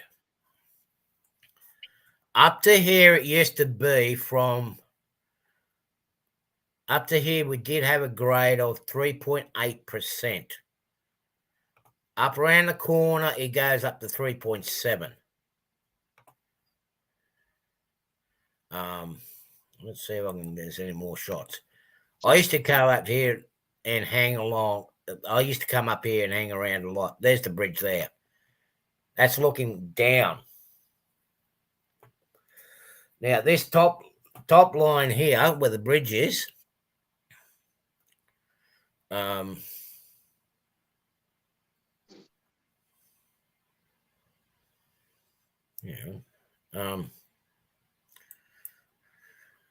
Oh, no, I don't want to stop sharing. Does that still show? Yeah, okay. Now, there's the bridge there. Now, what was happening is the main line's going over the top of the bridge, and the trains would actually zigzag at the bottom and then through the gap. And you've got the top line, you just see the mound on the other side there. And as you can see, that's a unique way of the way they did it there. That's all gone. That's all been bulldozed. When I first started working with machines and trucks, I was actually up there doing basically demolishing all this whole mound here. It's all double track. Now that wheat train that I said that derailed, ran away to about a year or two ago, it actually started from up here. This is where it flattens out now. But you don't have the runaway track no more. It's gone.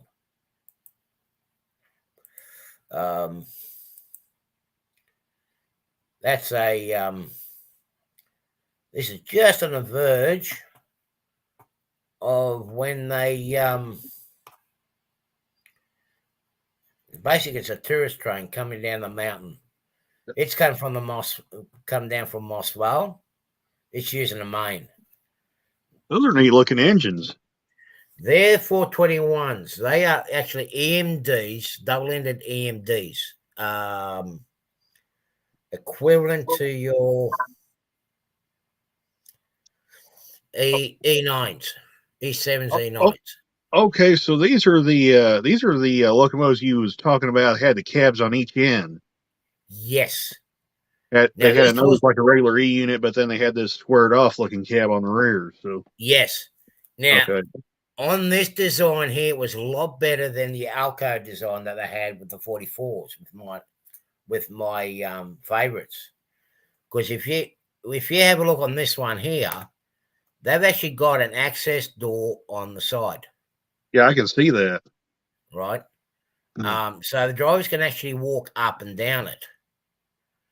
Now, they do have this middle door there, which was access between locomotives, between the engines.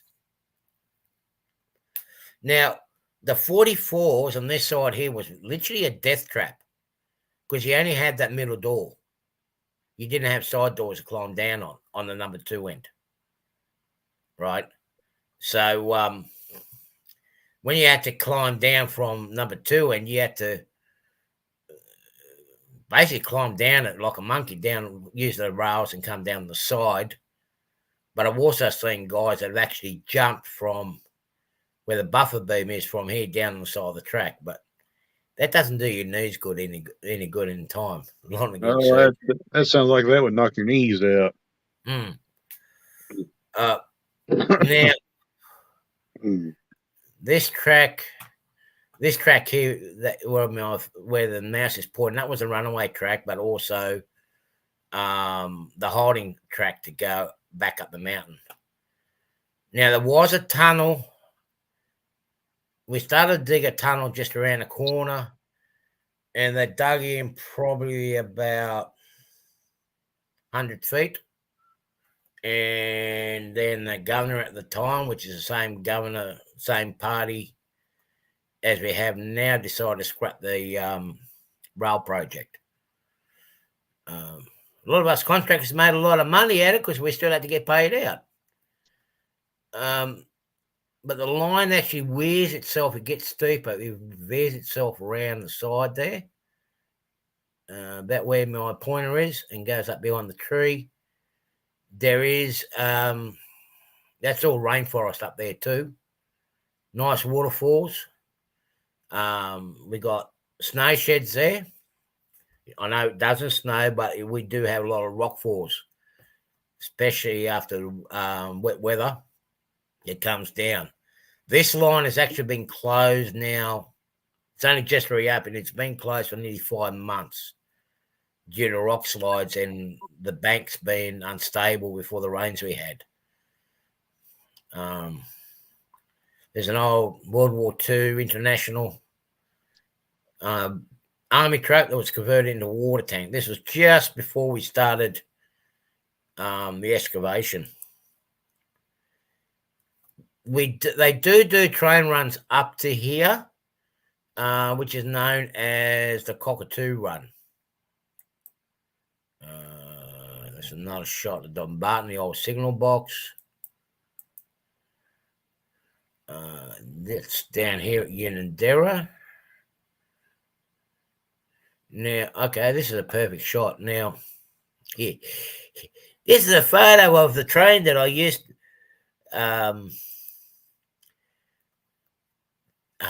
That's how do I say that? What's Hang on just a second, I gotta mute myself. Right. G'day, Les. How are you, buddy? Merry Christmas to you. G'day, Kansas and Colorado Roll fan. Nice to meet you in here. Les, I'm just showing the old photos. I think they're Graham Arnold's photos from down here showing the old Don Barton line.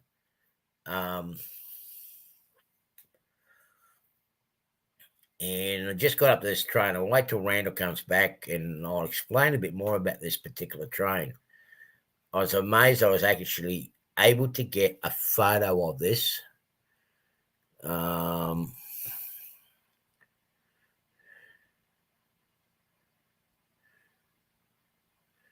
Pikes Peak in Harrington. Okay, so you're another one that likes changing your names. Okay, bud. Welcome back anyway. Yeah, believe it or not, we're talking about trains. Just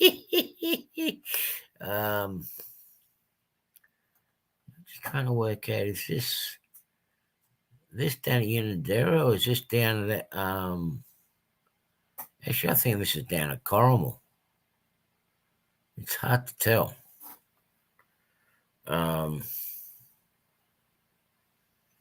But yeah, I've had a lot of trips on this one. Yeah, that's right. It was. Yeah, it was less. It's an ex-army one, 6x6, Mark 5 6x6 in it. Yeah. Okay. Now, Les will know my location because he's originally from my area, from Wollongong. Now, as a lot of guys I've been explaining, the story of my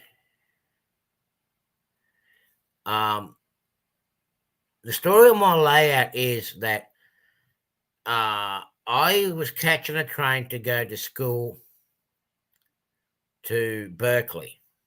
The catch was there was no train lines to Berkeley, so that's why my layout's called Berserkly. Now, on my days when I was supposed to go to school, I had a choice of the bus or the train, and this was the actual train that took me to Sydney. And the unique wagon that I had here, where I'm pointing with the mouse, is normal passenger carriage that was converted as a guards unit. I've actually done a model or kit bash of this carriage. Yeah, so this is the train I used to truant school with, to go to school with. Never got to my school, but I had a lot of fun time riding it. All those carriages, but the one that I pointed, this one here, they're all been scrapped now, and possibly that engine as well. The carriage next to the engine, this one here, is something what our mate Richard had made. This is my neighbour across the road from Mum and Dad's place, restored an old 160, 170-year-old house that's originally from the area. He actually moved it from the city of Wollongong up to Mum's place. It basically returned it back to where the original family used to live. You got some old photos of the steelworks in the Gringilla yard. That's all changed now. All those buildings, majority of those buildings on the other side of the road, they're all gone. This track here to the left, that's been removed. These other two tracks here are still in place. Where the single engine is in the distance, that's your interchange into the Gringilla freight yard. And a big long one that's going out, that's got a pair of 70 classes.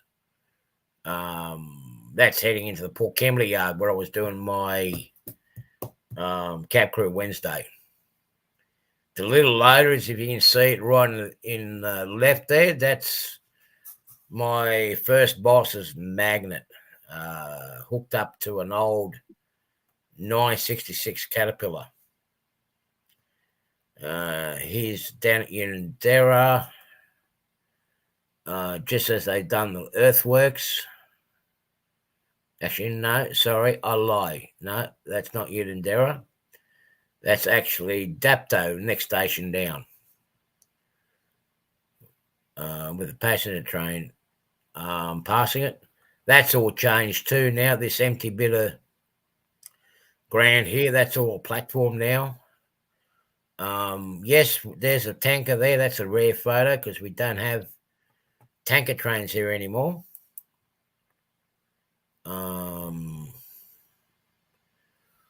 Now this is more of Unanderra. This is further up. When I showed you guys where the trains came from, there's actually two railway crossings. The one to the right here, and just past the Caltex sign behind that tree, there's another one, which is the mountain line going up to the mountain. I got these photos so I can actually recreate this scene here. I'll show you guys one day the photos of the current ones, but all this is crumbling apart. The little house here, that got burnt down conveniently, and the big factory in the background, that's been closed and dormant now for many, many years. That's where they used to make singlets and underwear and whatnot. That's where they used to be done. Now it's made overseas.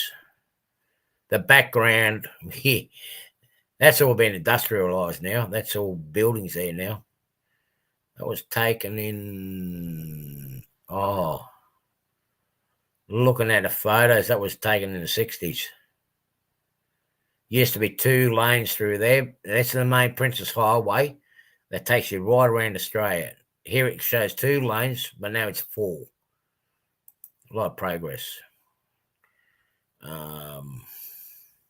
Unanderra Station again, with the tourist train ride going up the mountain. And actually, this guy here, his name's John Shields. He used to be a member of a club up in Sydney. And I don't know if any of you guys here on the channel know Kurt.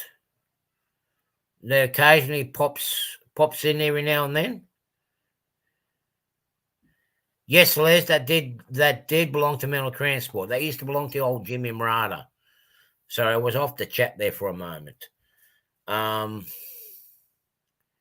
That factory belonged to Bonds, but it'd been sold out, and now they stopped the demolition because the roof has got asbestos on it. Don't know what. Now, if any of you guys met or heard of Kurt Door that comes on every now and then, that's him here in the white shirt. And there's the original railway crossing of Berkeley, what was known as Berkeley Road back then. They used to link Unanderra to where I'm living now. That's all gone. There is some resemblance still there, which I will got to get some photos of ASAP, because that's all going to change, because there's a walkway bridge, pedestrian bridge on the that's going over the top, because I closed all this off when the freeway came in.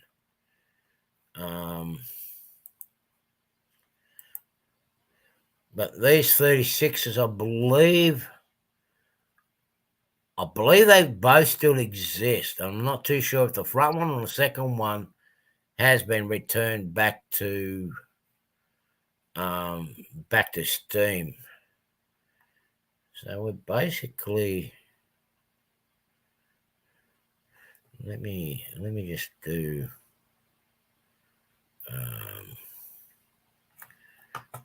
let me just get back to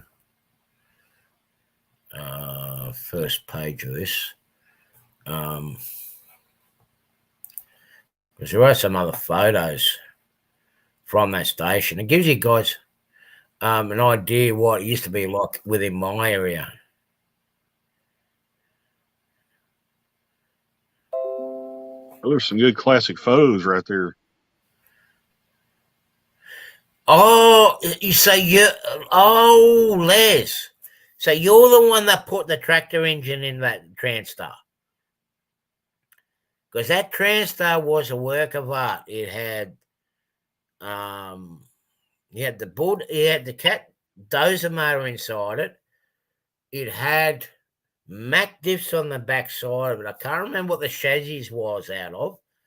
And I'm going to have to try to see if I can find any photos of it.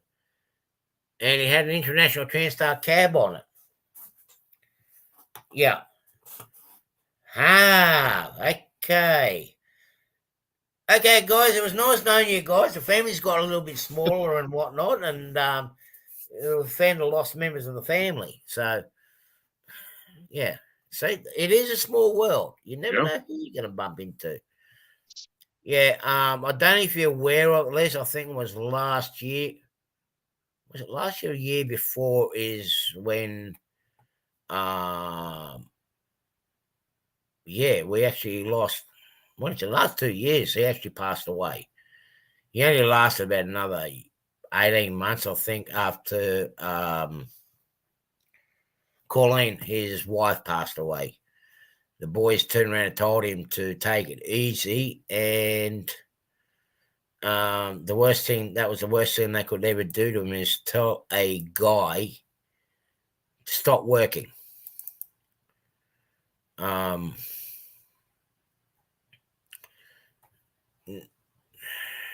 mean, one time they told him he's got to cut back, and I think, I remember one time when I was working with him, they told him to cut back. He's got to go on a holiday and whatnot, and he took a holiday, took it easy, and he got worse. As soon as he got back to work and started going back. He started coming good again. I think one of those I don't know. I can't remember what the other numbers were. I'm going to have to ask Kurt because he knows, because his dad was there. I think Santa escaped already. Dwight said he saw a flashing red light go by. He's one to.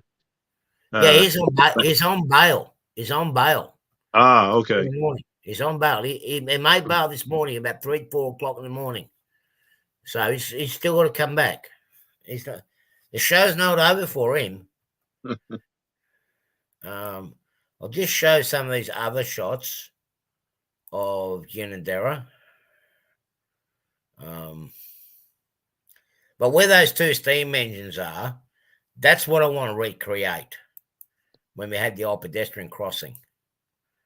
And Chris at Go V or Go Home, he really liked the Alco pictures, so those are cool. Well, you would never know. I mean, people talk about facts, you got to have proof of what happened. I was glad that I took some photos. Unfortunately, my dad, he was scared of the camera. He didn't like cameras. As soon as he saw the rail fan on the side taking photographs, he's like, nah, I'm going inside the cab. He didn't want to have his photos taken. But I did manage to get a glimpse on him on one of them, on a couple of photos and a couple of videos. But it's glad to be able to show some of the history. Like, here we go. We've just got together with Les. I mean, Les obviously knows the Moranis. He will know the three boys, the triplets that he had. There was Peter. There's Peter, Kevin, and Dave. Peter's passed away many, many years ago. Yeah, and then he had a daughter. They're all still kicking alive and well, except for Peter. The truck that he worked on, the prime mover, I pretty much, my unofficial apprenticeship was to actually work on that truck to get it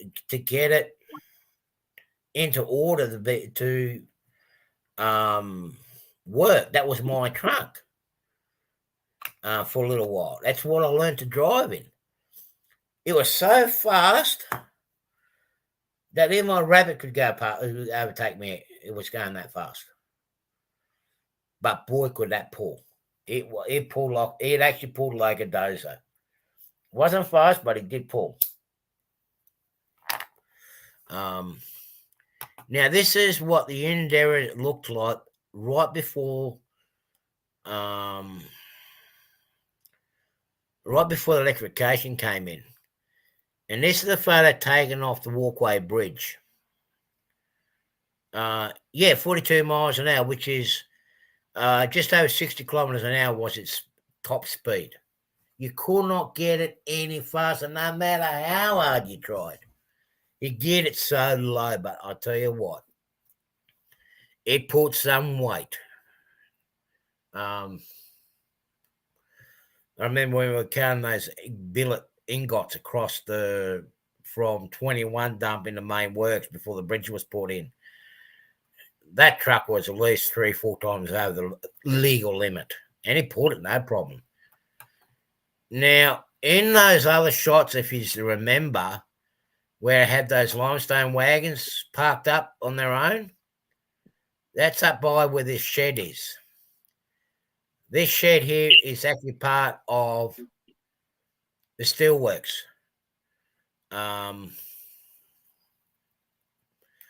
This is where they make structural steel beams, like your I-beams and whatnot, especially at order.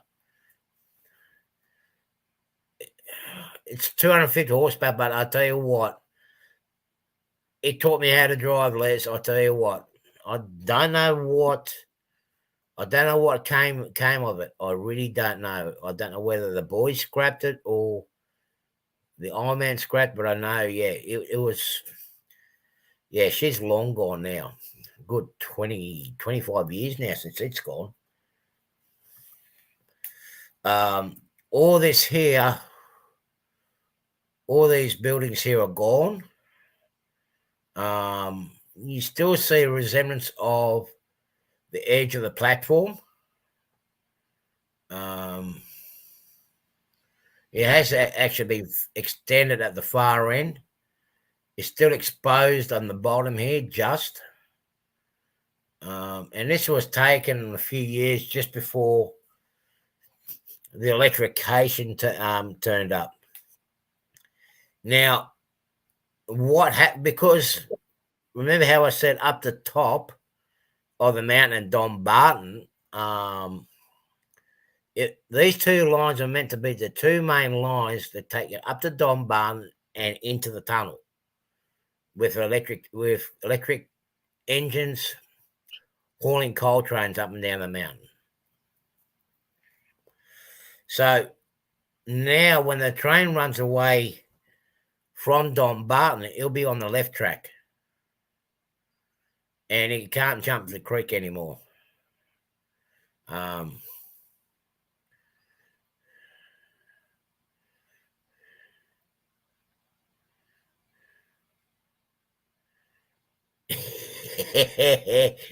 Yeah, that was something that they'd done. Yeah, that was before that's before I started. Well, before I started with them. We done a lot of things that we weren't supposed to do, and that's the last rail motor service that went up the mountain. And there's our mate again, Kurt, in the doorway there. And it wasn't long after this, is you see in the background there, in the background photo, back of the ground of the photo there, you got all the concrete sleepers for when they redone the yards down here, or concrete ties, should I say? Sorry, Americans. And for the dual track to go all the way up the mountain. Yeah, that was a sad day. That I wasn't here when this happened. I was working in Melbourne.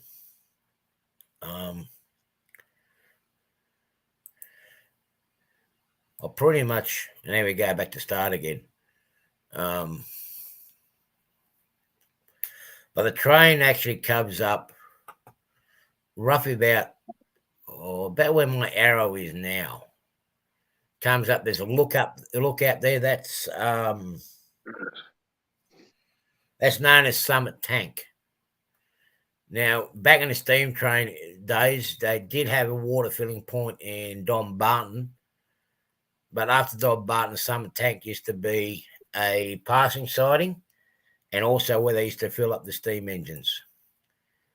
And my first workplace is roughly about where this shed is with the opening door, the big opening on it. On the left, that's what Les and I were talking about. Now, if I believe rightly so, I think that would have been roughly about the time when Les was still living down in here. That one still, and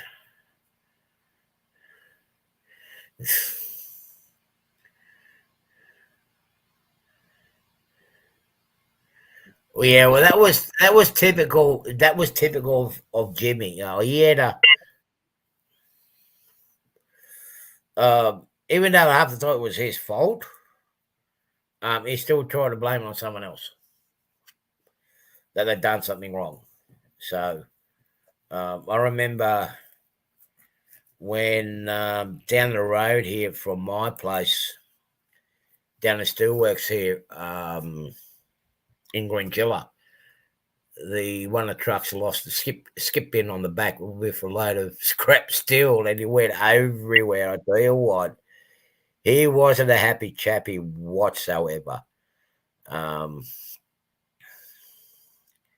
Yeah, he was tough. He was hard, but I'll tell you what, he was a fair guy. He taught me a lot. I started with him, I think it was 84 or 83. I think it was 83 when I started working for Jimmy. Actually, in actual fact, I actually started working for Dave because I wanted to learn mechanics. And from Dave, then, of course, between Dave and Jimmy, they started sharing me. Oh, he did have a big heart. He did have a big heart. He was one of those he was one of those silent contributors. You know when you hear about anonymous donations and donators and whatnot, he was one of them. If it was a worthy cause. And some of the things that he got up to. I mean, I don't know if you ever heard it, Les, but did you ever hear the story about when he this was a classic. He wrote to Cleo magazine, which is a female's version of the Playboy magazine, and he wanted to be in a centerfold.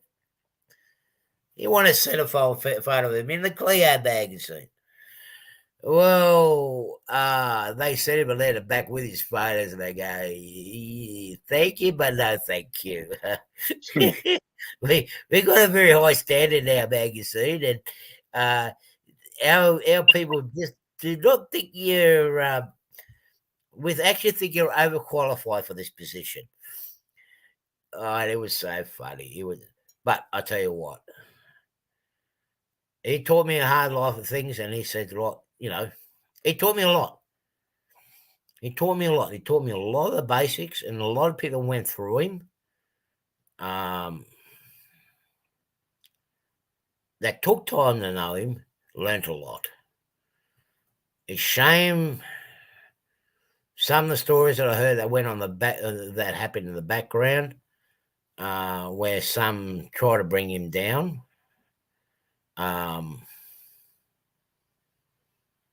And that brought me down. That brought my relationship and his relationship down in a very bad way.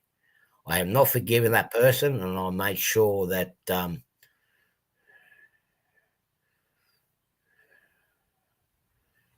fixing the forks and then.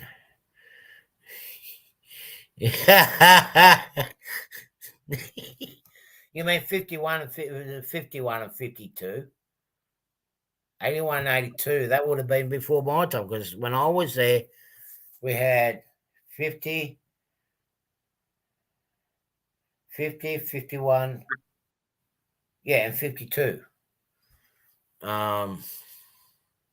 Yeah, the two brand new cabos when I started with him.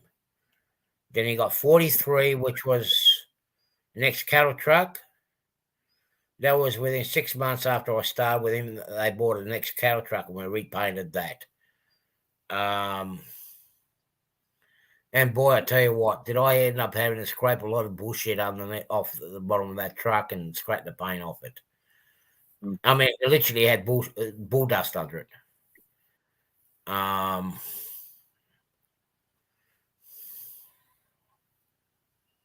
Oh, 81, 82. Okay, so 82. I believe I was there from 83, 84. But I can guarantee we've crossed. I think I'm starting to picture who you are, Les. Well, you and I, if you used to come around Jimmy's yard, we've crossed paths. We've crossed paths. It came to a sad end. Our relationship did come to a sad end, due to some undoing of others, and the person that ended up doing that to me, I ended up finding him, even though I took the rap for what he did. I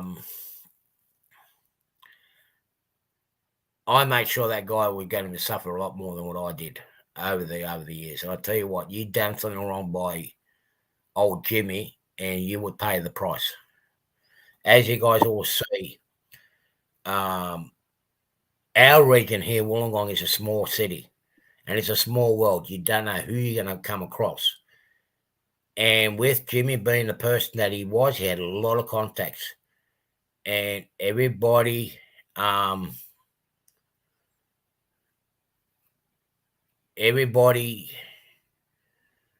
that knew him, and if he said anything to someone, it was gospel truth. You know, he would not bullshit. He wouldn't say the lies and whatnot. Well, if he yeah, then we have. I mean, if you were there when he had to rebuild the 692, and I think it was truck number.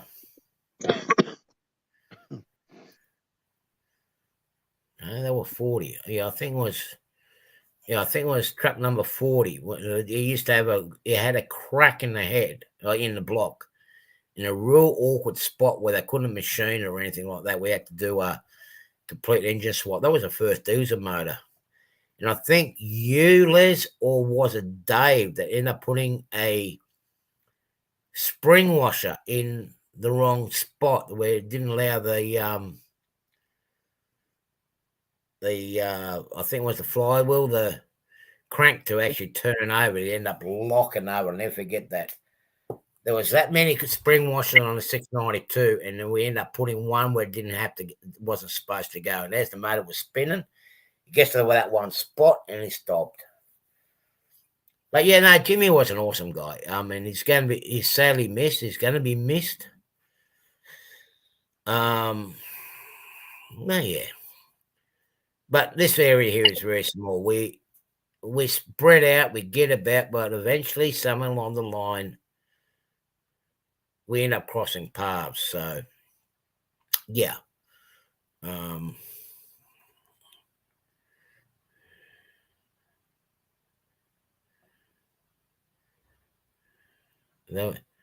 Well, that would, yeah. Well, okay. Because that would have been at the verge when Jimmy chucked the tantrum. or Colleen, should I say, chucked a tantrum and sold a lot of his trucks on it because he was working too hard. He wasn't spending enough time at home. Because they did have a lot of the trucks, and then they got rid of them. She sold it on him. She was like, either you slow down, spend more time at home, or I'm going to sell the trucks on you. And he's sort of like, yeah, right. And she did. She did. She went out, she kept the Transstar, the one that Les and I were talking about, and two of the newer Kenworths. And they did buy the International twin steer, the 8-wheel that we call here. They bought it brand new. But that was it. He had 3 left. 3 plus the Transstar. That's right. And he was able to keep his 2 loaders because he had, was it 2 loaders? Yeah, he had 2 loaders. G'day, Ohio Still Merry Christmas and Christmas Eve and all that. He had one that worked because he used to chop. He had a contract with BHP in 21 dump. He used to get all these rejected billets, right? And he'd chop them up to pieces about this square. And that was a job mainly done by Kevin Moran, one of his sons. And was it cold outside, Dwight? Sun's coming out outside here. I think it's going to be quite hot out there. Well, it's jumping between 22 and 23 degrees here. But look, I was outside a little while ago getting wood, and it feels like the wind's kind of switched around to the south. It feels like it's a little warmer wind now. But, well, my glass is pretty hot. I'm guessing it's getting to its high 80s outside. Yeah, it's about the same here too, Les. It's about, I just touched the window, so it's pretty warm outside. You gotta love air conditioning, eh? And then the other job that he had was with his trucks. There used to be at least 1 or 2 loads a day from the plate mill. Those big cores of plate. What they would do is they used to trim the edges to a certain size, and you end up getting, well, we call them chips, small strips of steel, about yay long, wide, yay long, being tossed aside. That would be laid up the truck and taken up to Sydney, where they turn them into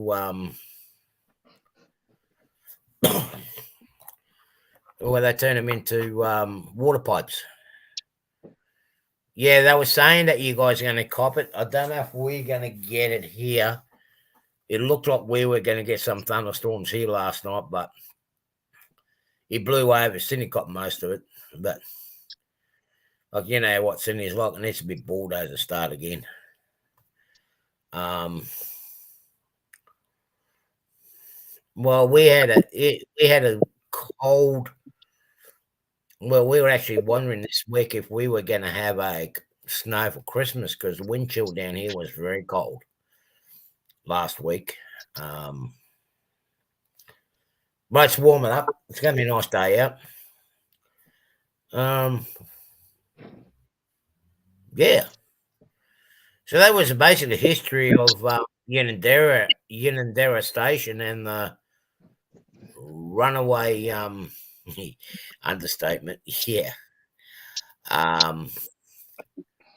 One of the runaway trains, we've actually got photos of the flying Alco.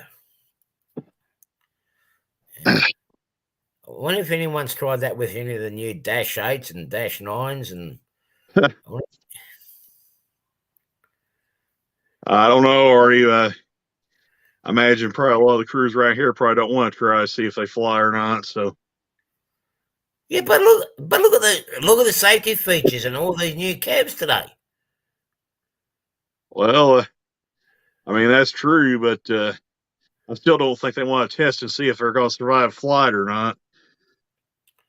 I mean, what would hang on? What would the length of that alcove would have been? I reckon that alcove would have been good 50+ feet, easy.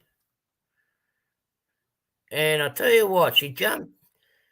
She jumped about three engine lengths to end up where she was.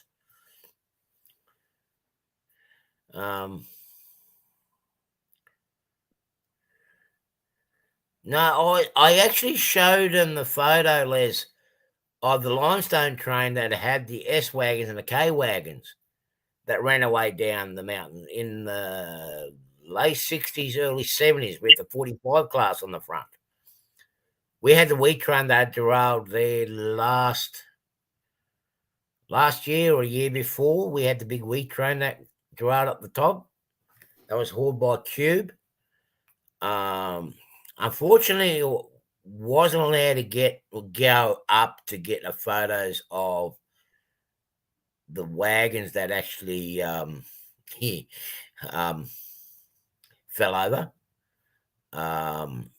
But there are some that are actually floating around somewhere. So if I do find the video, I'll save it and I'll share it another time. But there has been countless runaways up there. I don't know. I haven't heard if there's been any this year, but the line's only just been reopened in the last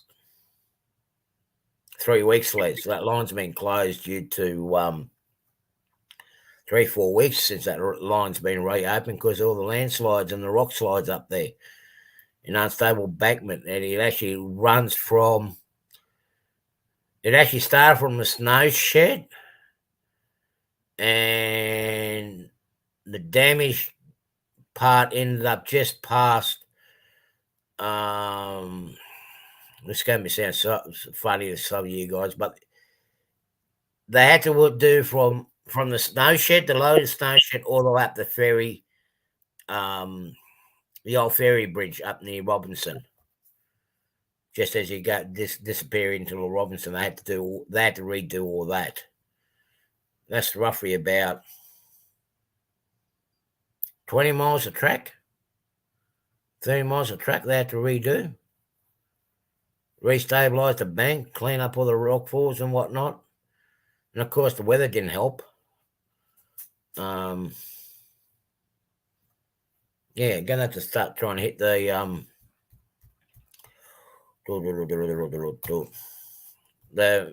trains coming down the mountain. Now, I know that in the coming weeks, being a school holiday, I've noticed that they're getting ready very soon to do a big lift at Unidera Station and put the new spans for the pedestrian bridge. So what I want to do is I want to go down there and film it, and get a record of the new changes that's happening down at the station, because that's going to be a huge lift.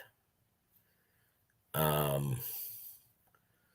don't know if anyone's seen the container man's cranes that he had on the other week. They're going to be using something like that down here at Unidera Station, and it's going to be a big. It's not so much a heavy lift, but it's going to be a long reach. So it's going to be interesting. It's going to be an interesting thing to take a photograph of and videos of. Right. Okay. Well, I think I'm going to sign off. I appreciate you letting me come on, Artie. Hey? What's that, Randall? Hope you guys have a good Christmas and New Year's. You too, mate. We're still, oh, bloody hell. Let me have a look at the date schedule. I think, what's New Year? Oh, bloody hell. How am I going to get drunk? Looks like I'm just going to you guys going to have to put up with me trying to sober up. I'll have to do a New Year's Eve stream then, eh? That's the first of January is next Sunday. Be a New Year's stream, or here be New Year's Eve, but from that. Yeah, I can stream next year. Man, woo! Yeah. Artie's going to be from the future next year. Yeah. I don't know. Ohio still. I hope they do because I do want to get some. I know they did a rerun of the XP2, but they went like hotcakes. I'm going to they talk about putting an order for XP2. I'm going to do mine as well.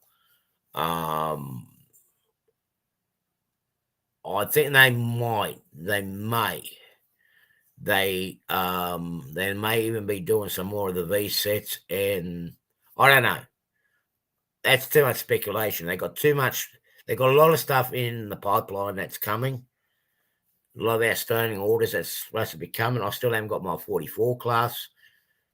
I still got to do the review on these two Frisco engines that I've got over here. I've had them for about a week and a half now, and I ain't never got around to reviewing them yet. Yeah, I got to get stuck into doing the wiring harnesses on this. I did finally get a peek at them though. They look great. So yeah, and just from the prototype photos, they look pretty accurate. So I was going to buy some engines, but I said, in fact, I'll give you guys a sneak peek of one of them. Okay. So.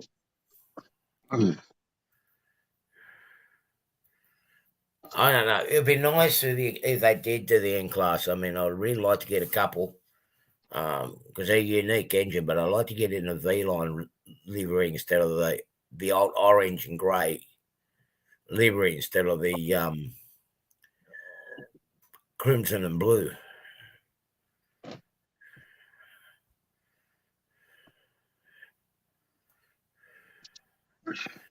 Okay. So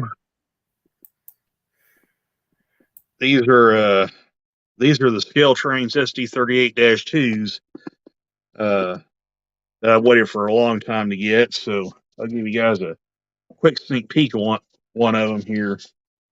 So right there, come on out of there. So right there, well, that thing's blurring. Let me pull the thing off here where you guys get a better look at. But anyway, there's your little sneak peek at them right there. So these are this will be Frisco 296 and 297. So I'll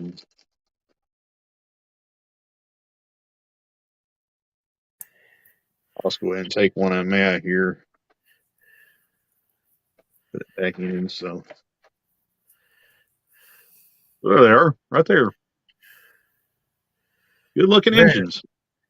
They are very nice, but they're too far west for me. And what's really cool about them is on this side here they have just a regular window, but on the other side they have the safety windows, and that actually is prototypical. I did look at photos of the real Frisco 296 and 297, and this is how they were set up. So at least the photos I've seen. Now there's a photo, I believe it's of this engine that has this removed. This little black window part right here. So the photo I've seen of the prototype actually has this safety window removed on it, but you can clearly see where it was on there. That's the same as what we've done on. And another thing that's kind of interesting about these engines, they don't have some of the Frisco isms on there. They don't have a nose gyro light. They don't have the Leslie S5T air horns on them. They're almost set up like a Burlington Northern engine. And in fact, these engines are still around. They're still working for BNSF. Obviously, they don't look like this anymore, but I think I saw one photo. One of them's painted still in BN Cascade green, and there's another one that's in BNSF Heritage.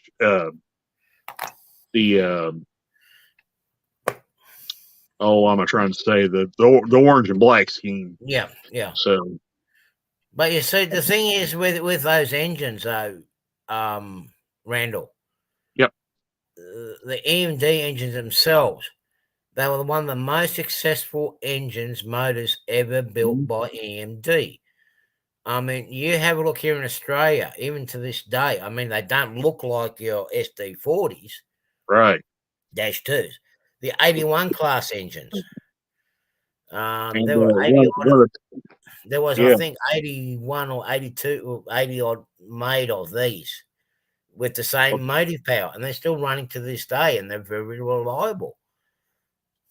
and They nearly, and they don't have a turbocharger on. They have the supercharger, the dual exhaust. So yeah. they're pretty cool little engines. Uh,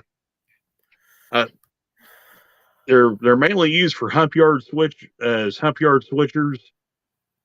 They still are, as a matter of fact. So Well, according to everything I ours are look. used now. I mean, when that first were introduced here, they were used on passenger and different types of freight, and you see them all over the state in almost the country. But now, sadly, here, like on the east coast here, you just see them do various freight duties. Right. More on the coal, more on the wheat trains now out west. Um, Pretty cool engines. yes, they do a high esteem. I mean, the British had to come up with their own cab design, is what we did here in Australia with our 81 class. Because of the gauge that we run under to get underneath the bridges and that. I mean, these SD40s will not fit underneath it. Let me see if I can find a. Um,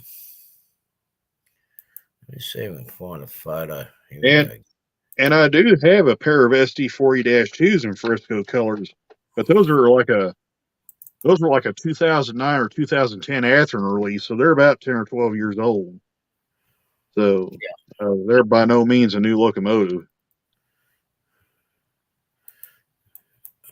Everything's so mixed up at the moment because of me having to save everything up. So just bear with me for a second. Hey, let us give you guys a little sneak peek of what's to come. So Well, I do find a file photo. I'll just have to share it. But yeah, they were and have been one of the most reliable engines here. and I believe also Scale Trains only had the two road names that passed their inspection. That was obviously Frisco, and the other one was the Elgin, Joliet, and Eastern was the only two road names that passed their initial inspection and were released on time. Yeah, The other road names, which I believe was Southern Pacific, I'm trying to think of the other two, but they escaped me right off the top of my head. But there's a couple other road names that didn't meet their expectations. They had to be sent back. So, um, so it'll be a little while prior for those road names to get out. So, well, that'd be all right. When I'm looking for it, I can't find it. Yeah. So I'm but one hard. I'm excited to see how these guys run and sound. Um, I've only heard the ESU GE sound files up until this point with the ES44 and the -9s. So I'm kind of excited to see what their EMD sound files sound like. So especially as a non-turbocharged version.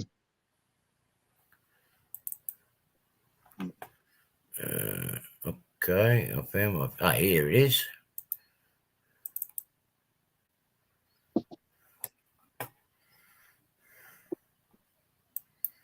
I found it. Just let me bring it up.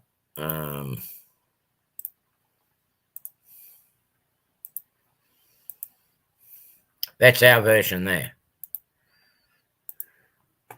That's our version of the SD40-2s. They were car-bodied. Who was we talking? Oh, high esteem, steam and steel. So that's how ours turned out. Oh, Um, Ohio Steam and Steel, when they announced these engines, I immediately pre-ordered them because up until this point, we never got really good Frisco models. Athearn would come out with them every once in a while. They did a SD45, they did SD40-2, and their models were good for their day. But I mean, this is about as good as it gets now with Rapido coming out with U25B. It's pretty exciting to be a Frisco fan right now. yeah, There's a lot of good stuff coming down the pike. yeah. We see. High and steam. You see, the Les can vouch for this. I mean, a lot of our network here out of Sydney or whatnot was based on the old UK system. They did do more modifications over time, but Sydney and even some parts of Melbourne, apart from in Victoria, apart from the track gauge in Melbourne, they were wider. Their trains were a little bit wider than ours. But your height clearances and that through the tunnels here within our state was pretty much similar to what they had in the UK. So this the version that we came up with, the 81 class. That was our answer to that problem with meeting tunnel heights, actual loadings, and everything else like that. That was our answer to it. And as you see, we end up putting a cab on both ends. So the driver's got a clear view coming up ahead of them all the time. Yeah, I just saw Ohio Steam's commentary. He said his local hobby shop had an old Frisco engine. Yeah, there's one at Springfield, Hobbytown, USA. They had I believe it was a F7 in the Frisco colors. That's a really nice looking engine too. Their Genesis F7s look really nice. Dwight, these 81s, they are nearly as long as your they're about the same length as your SD40s. G'day, 187. Merry Christmas to you, buddy. Hey, what's happening, 187th? 15 minutes away from we start being able to say Merry Christmas officially. But they are a high horsepower go anywhere diesel engine. The 82s, the next one up from this, they're based on the SD60 system, the motive power. The NRs, they're good long haul engine, but they cannot do what these ones do. I mean, Les will know about the Bombo Quarry down here. They try to get some NR class, which is based on the AC 4400s in the US. They sent it down the Bombo Quarry to get some gravel, and the radius was just a little bit too tight for it and came off the rails.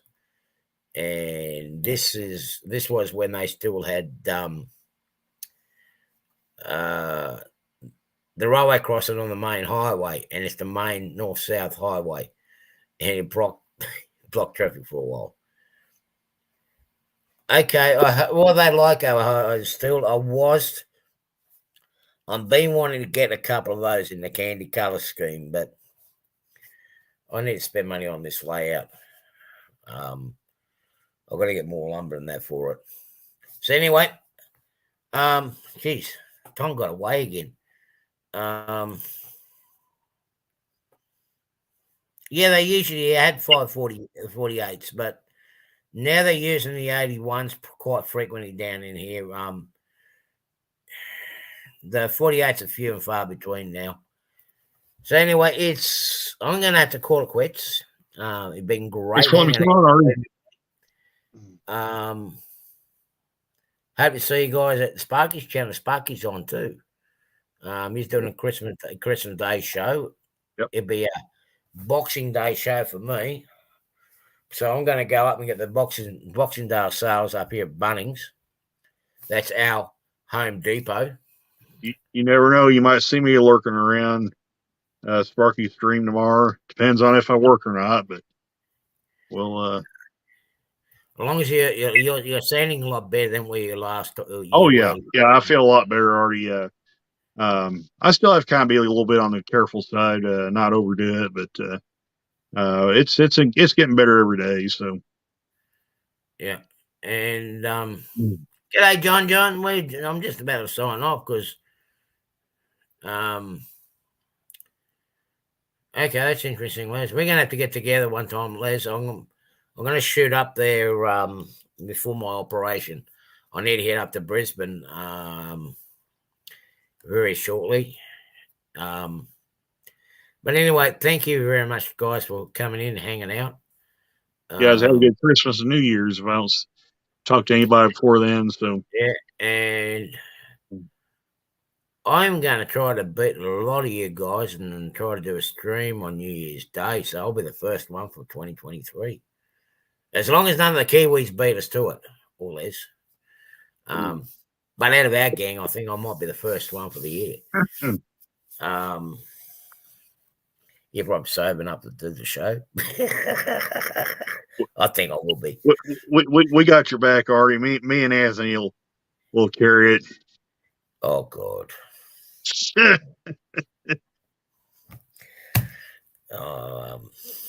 Yeah, I know he's got my back all the time. I mean, yeah, I can just feel those. I can just feel those 100 lashes are getting on my back already. The old convict style, the 100 lashes. So guys, all have a Merry Christmas. I mean, there's some of you guys are just about to fall into it now. Have a great day. Stay safe. Yeah, don't drink and drive, for crying out loud.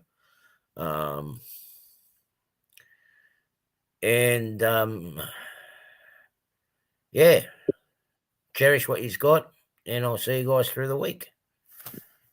See you guys. See you later. Good. Bye for now. Have a good Christmas.